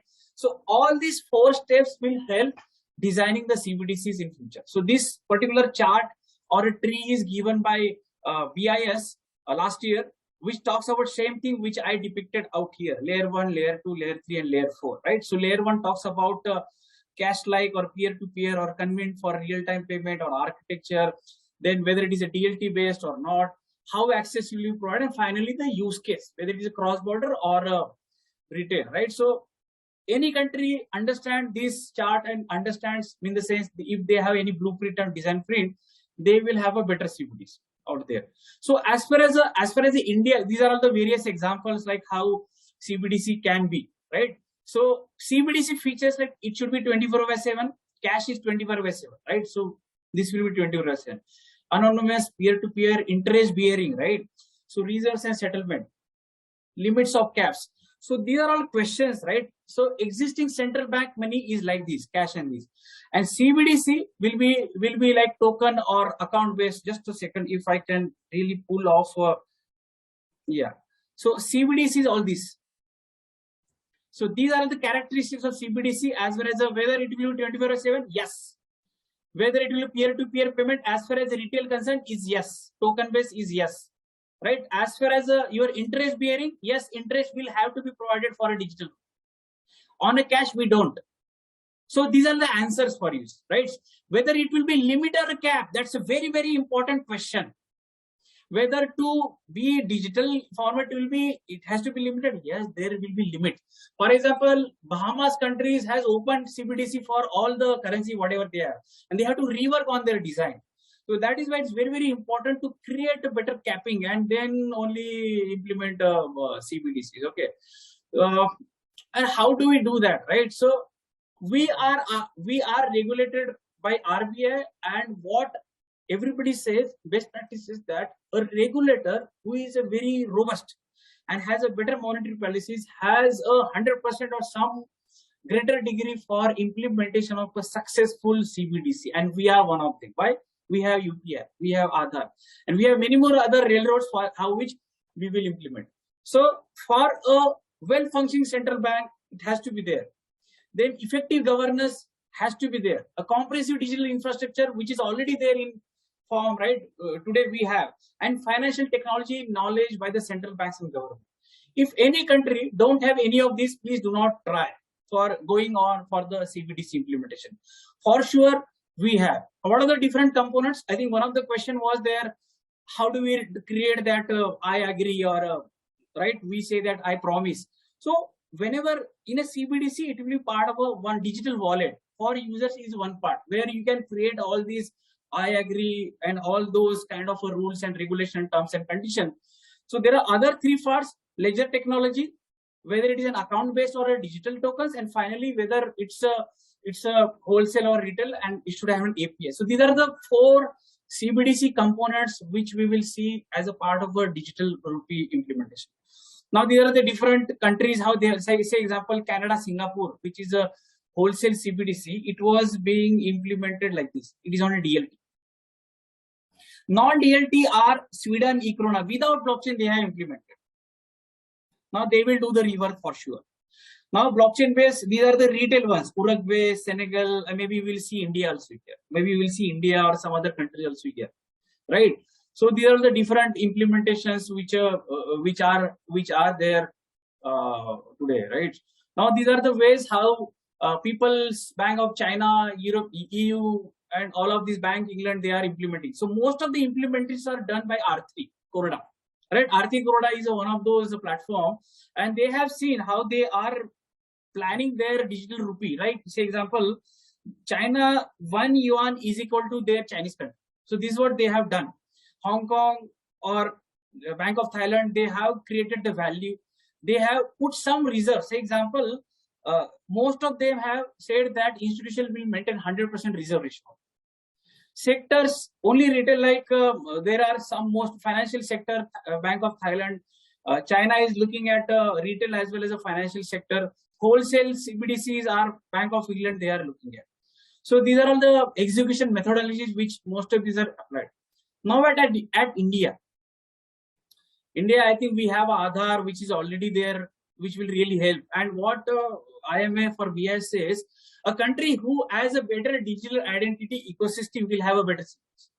So that is why I always propose CBDC, rather I always propose countries' digital identity more or less should have to come on a blockchain. So I think BT is driving one of the projects along with IDRBT and many other banks, where we'll have a better edge to have an Aadhaar on a blockchain, and more or inherently CBDC will be helpful.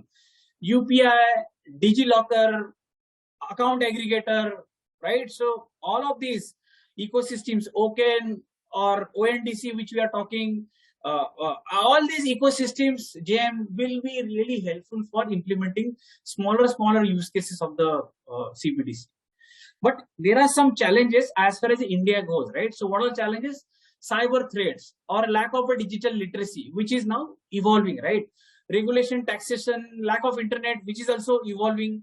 Monetary policy threat and privacy issuing of a CBDC may resource consuming. Then challenges could be around digital rupee in the global world, right? So these are the advantages. Digital rupee, global world, promote cashless.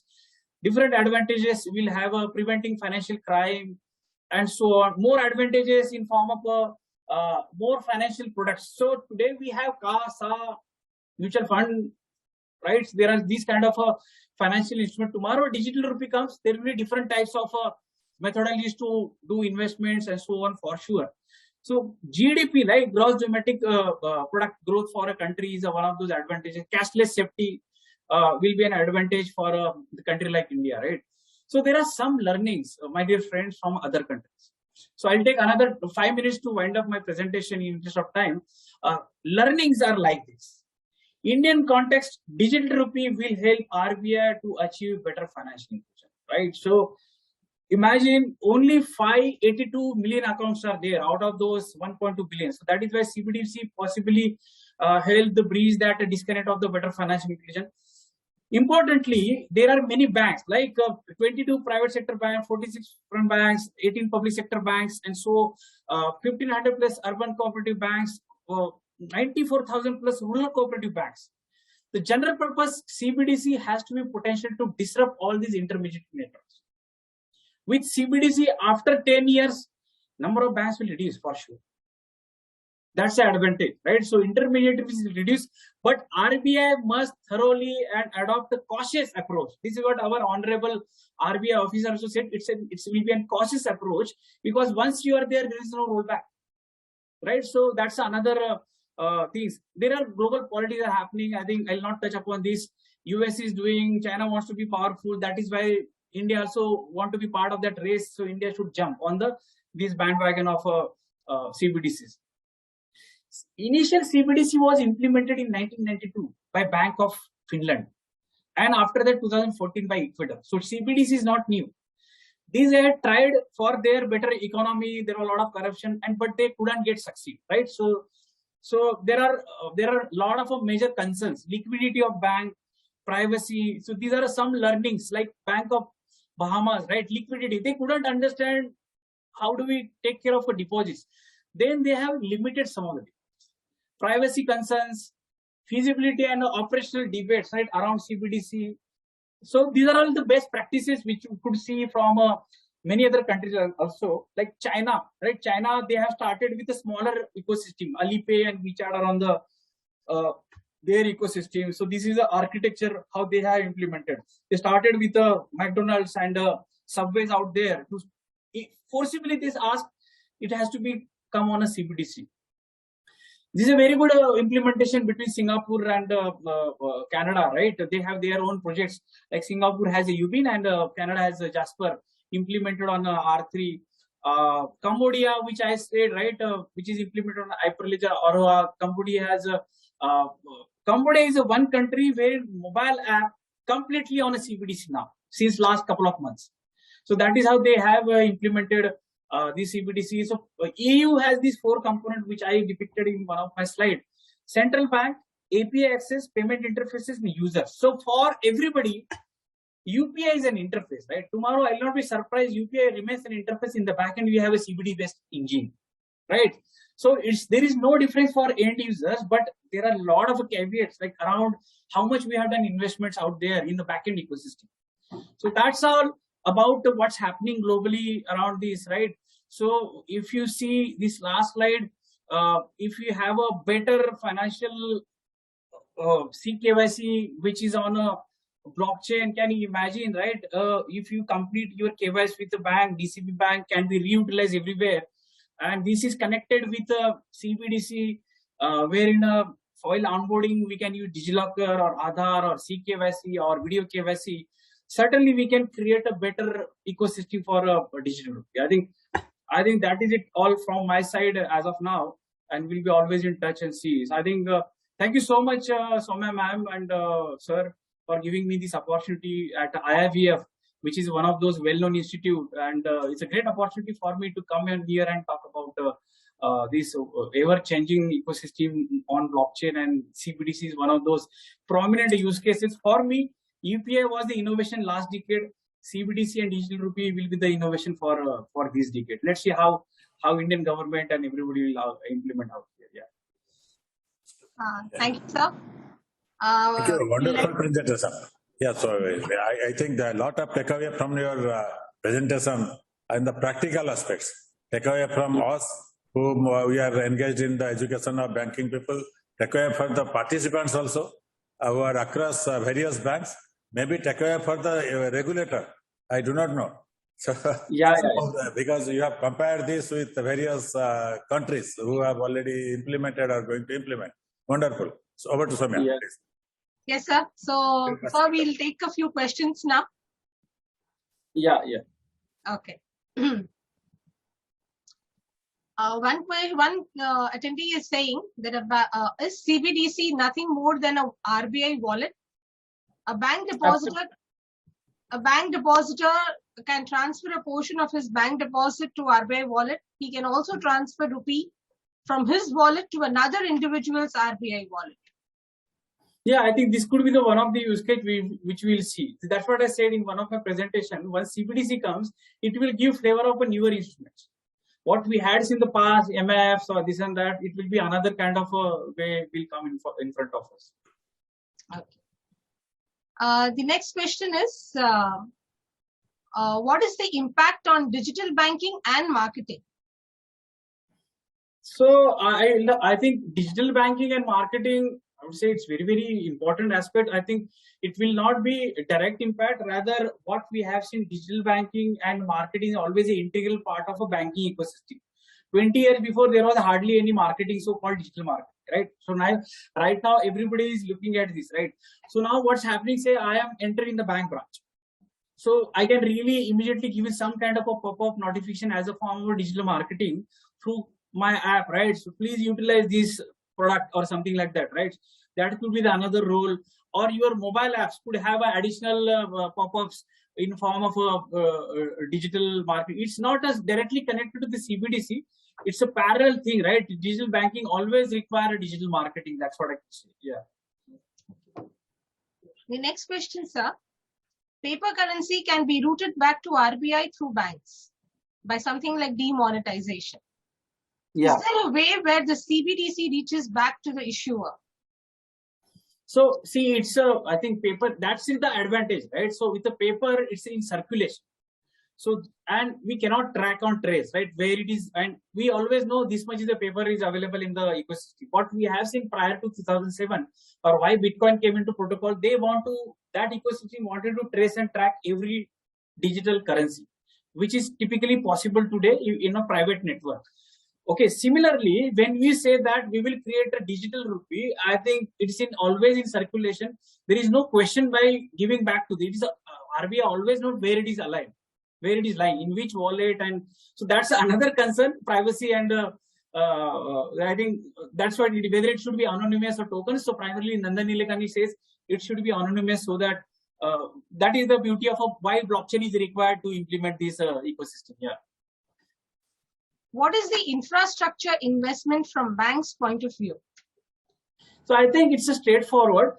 As far as a bank is, or say example, when we implemented UPI, so there was some guideline in a form of said that banks should have one PSP server and their integration with their card management system and their mobile app. Now infrastructure, it all depends upon 2-3 aspects. Your backend infrastructure.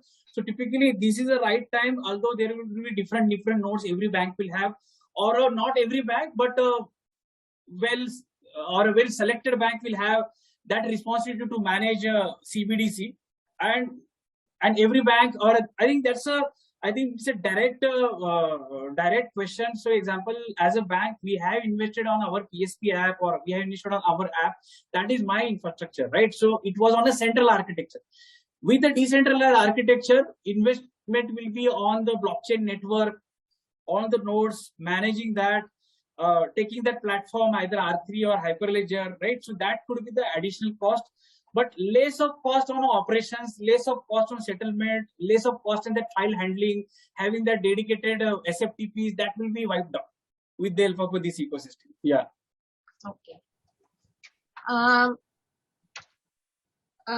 Will not Bitcoin undermine countries' economy and stability? Can you repeat this question? Will not Bitcoin undermine countries' economy and stability? Absolutely. So see, there are how many banks? We know how many banks in India, right? Say there are 24 and 18 PSU, and all this banking ecosystem is regulated. As a bank, we are responsible for every rupee. But if you go and ask cryptocurrencies and Bitcoins, they are not responsible, because there are no rules, regulations, and they will inhibit, or they will not really help any of the economy of the country. So that is why it's very, very important. these cryptocurrencies, Bitcoin should learn how banking happens, and how bank is happening since so many years, right? There is a law, there is a regulation, there is a dispute management window. There is nothing out there. So that is why it's always a no to these kind of economies, which will really disturb, right? So, but technology has a power, right? Blockchain has a power. So take beautiful things from that and implement and align with a better regulation, which will be helpful. Yeah. Okay. There is somebody who is concerned about the job. So they are saying that do cost accountants have scope? Yeah, so I think that Cbdc was is a question, implemented. right? Yeah, that was a question in front of my ancestors also when the computerization happened, or when interoperability of ATMs has happened, or instead of a paper, digital ways of account opening is happening, right? So now, 1995, we said that we'll order food from Swiggy, and we laughed about it, right? But today it's all possible, and it has created different ecosystem, which are giving lots of jobs, right? Similarly, after 20 years, it will be like different way of working, right? Different way of adopting. Tomorrow, 5G, IoT, wearables, all these things will create new jobs. Today, blockchain has created at least 30 different types of varieties of blockchain officers, blockchain designers, blockchain developers, and so on and so forth. Java came in, it has wiped out C++. So any new technology comes, it always comes with a new job. Example, Smart Dubai, which is a vision of a Dubai, and they have implemented in last 5 years, and they have created lakhs of jobs in Dubai because of this technology, AI and blockchain. So that's the answer. I think every technology comes, it creates a new business models and a new opportunity. So it's now challenges for IITs, IIMs, and education systems, how soon they can adopt blockchain as a curriculum, or how soon they can adopt AI as an engineering. And most of them are doing it, yeah. Okay. There are a few who have raised their hands. So if I unmute them, sir, you'd like to take the questions? Yeah, sure. Certainly we can do it.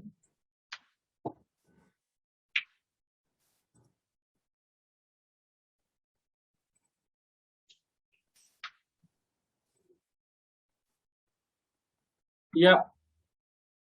Yeah, Mr.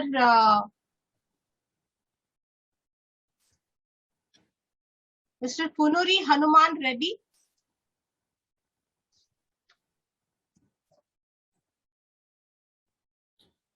I think he's, yes, he's come. Yes, ma'am. Yes, Mr. Punuri, I think you raised your hand. You have your question. You can put it forth now. Ma'am, it was accidentally pressed. Okay, sorry. Please mute your, okay, that's fine.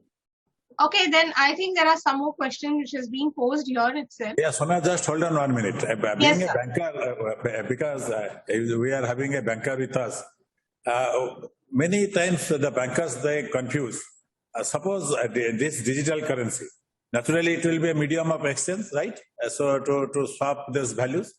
So most of the banks, they claim that 90% of their transaction has moved to digital, right? Including DCB, of course, I think. So here you have a payment system called your internet banking, you have your UPI, you have your cards, you have your QR code. Okay, so people are using that without touching the physical currency, the transaction. Absolutely. What advantage this central bank digital currency will have? Why should people go to digital currency and pay? Why not from internet banking, or why not to UPI? That is the question many bankers ask. Answer is easy, right? It's to create these digital ways to pay by, I think India has most of them, right? AEPS, ABPS, QR code, IMPS, and that too means by mobile, SMS, internet banking, mobile banking, right? And so on and so forth. This whole ecosystem which we have created with the help of some investment. So for every transaction, we have to pay fee. And to serve or to manage every transaction, there is a back-end process, which is called as a reconciliation, settlement, and so on, right? And there is for every transaction, there is a reporting system to RBI. And this is what we have created on this centralized ecosystem, which is there since last 50, 60 years. This is what we have created. This is what we said, this is how it should happen. And for end user, it's a very good experience out there on ATM, POS, contactless cards, and it will evolve more and more. But in the back end, in the banking, our load is increasing.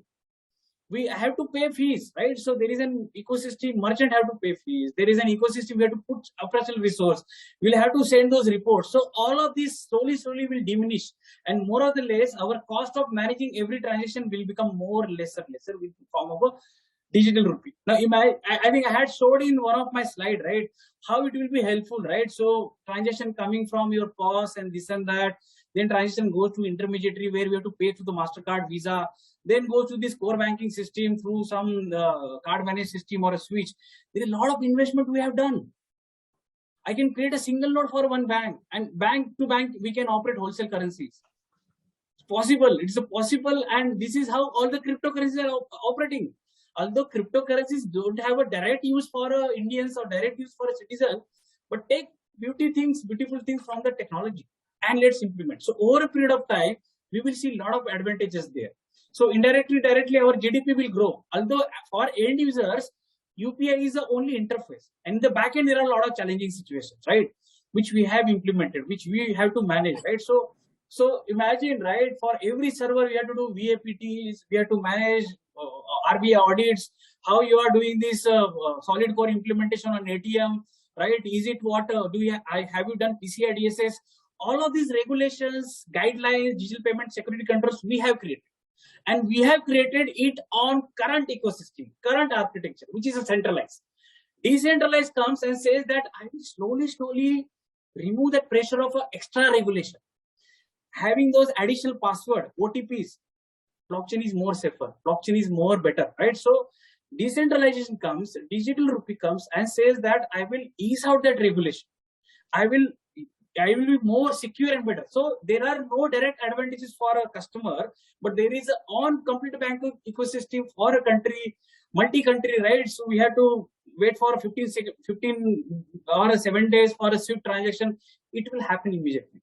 Because tomorrow, or rather take example of pandemic, right? We are not happy to go to the physical cinema halls. We want to sit at home and do that Netflix or Amazon Prime. After 5 years, we'll get into metaverse and see those movies.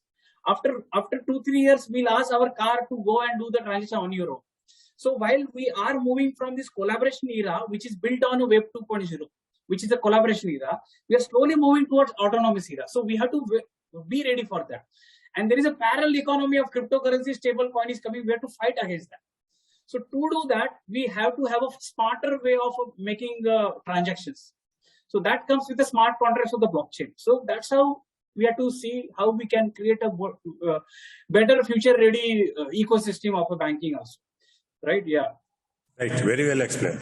Over to Soumya. Yeah. Please. Thank you so much, sir. One question is, what is the roadmap of blockchain technology in India? What is the future roadmap for blockchain technology in India? So I think future roadmap individually have to align what is their individual roadmap. They have to learn this technology. I think these days I am talking to a lot of IIMs and IITs and making them understand how blockchain is important with the help of a lot of use cases. I think some of the use cases we spoke in banking, like decentralized KYC. For every KYC, we incur 5,000 to 7,000 rupees, right? And again, same customer goes to another bank, may not be the primary customer, still we have to incur that much rupee. So DKYC comes and says, we can have a decentralized KYC, can be utilized in insurance, can be reutilized in another product within the same bank. That's a one use case. Trade finance, cross-border payment, reporting fraud to bank and through through central fraud registry, seeing that to the another bank. It can happen immediately. Today it takes 45 days for another bank to see what was the fraud happened in this bank, because it's all manual. Likewise, we can identify 70-80 use cases in a banking, which inspection at a DCB bank, opening of the ATM happens on blockchain. At DCB bank, what we had an inspection, which is wherein my third-party officer goes, takes photograph, put it in a blockchain and say that this time this inspection has happened.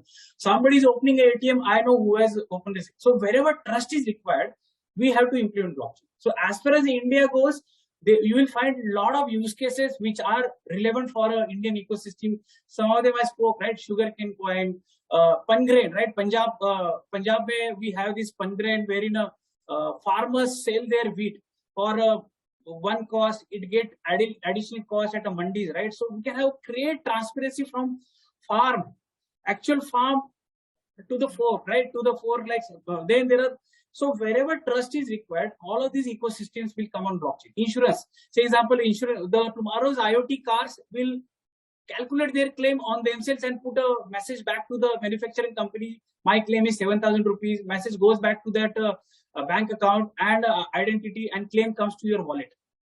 It is possible, right? The way we order food, we'll order insurance also. And it will be possible in tomorrow's IoT system. So coming back, as far as if you study national strategy of India, there are a lot of use cases are bringing. Now, what is the challenge and what is the opportunity in front of NPCI, IDRBT, and many of those regulated arms entities? Create a foundation structure wherein any use case should be plug and play for a blockchain. It shouldn't be for every use case you go and implement one more software hardware. This is what we should learn from last 30-40 years and create more and more blockchain platforms which should go and just sit and say plug in, because we had a lot of investments on the current ecosystems.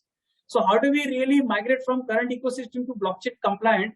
That could be the one way to look at how we'll have a platforms which will go and plug and play and say now the system has become blockchain compliant. So that should be the one way to look at it. I think a lot of ecosystems are coming on a blockchain. So I have a dedicated session which I have done at IIBF, how banking will change with the help of a blockchain, and look forward how soon it can be adopted. I think Federal Bank have done something on cross-border payment with R3. We have done some use cases. ICICI Emirates have done some. Yes Bank has done with the SMEs. Tomorrow's account aggregator should come on a blockchain because there is a need of a trust out there. How data privacy should be happen between SMEs and all their data, between all the actors. And I think this Maharashtra government has done certificate, vaccine certificate on blockchain. So eventually, slowly, it will be adopted. It's a foundation technology. It's not like a smartphone you go and buy and start utilizing it. Foundation technology takes its own time. But I think the way we adopted internet, after 20 years, we could see a lot of beauties.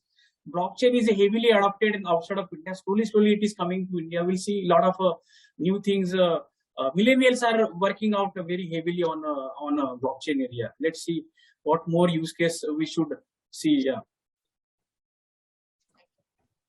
Would you like to take one more question, sir? One last question. Yeah, sure. Yeah. Okay. How two countries' digital currency value will be compared? Will it be same like INR USD comparison?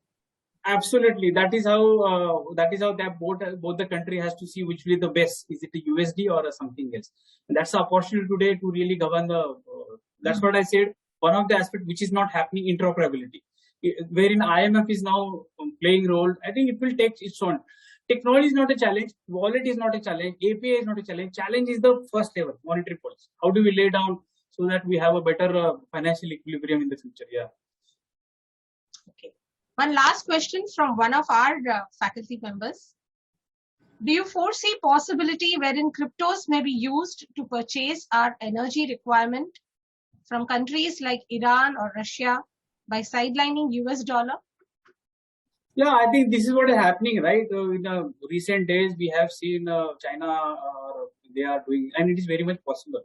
That is how we will be able to see lot many things out, lot many different ways of doing transactions, country to country, and so on and so forth. Yeah. Okay. I think that's it, sir. So over to Dr. Muralidharan, sir, for your summing up and vote of thanks. Yeah, Mr. Lohar, it was really a wonderful. So I was just showing, if you see this in banking, you will see cross-border, decentralized, NFT, safe reporting, direct reporting, compliance, 60-70 use case can come, and like this, every industry will get some kind of impact because of blockchain, right? Every industry, real estate, trade finance, cloud storage, tracking, insurance, agri, finance, warehouse financing, wherever we have more than two stakeholders and wherever we need some kind of a trust. So I think all these ecosystems will eventually say, I would like to be part of a trusted blockchain network. Yeah. Yes, sir. Yeah, go ahead. Yeah, Mr. Lohar, it was really very enriching.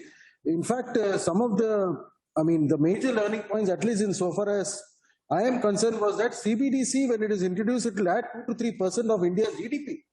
That was really, it is something completely of a news to me. And your take on digital CBDC will aid financial inclusion. Yes, that is expected to do that. How far it will happen on ground in the rural areas is a question which we need to examine going forward. But I think it will definitely further financial inclusion. Another very important thing that you said was that India is well placed to have a CBDC, unlike some other countries.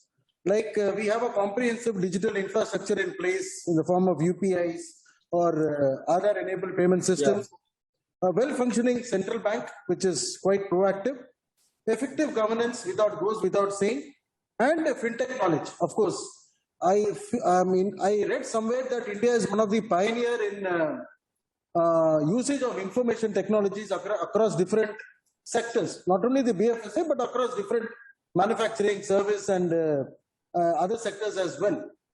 And lastly, you said one thing which summed up your entire discussion was that CBDC will enable, going forward, a better future ecosystem where if it is built on blockchain as you feel it will be based on the trust element where more than two parties are there. There will be no problems of disputes insofar as other payments are concerned.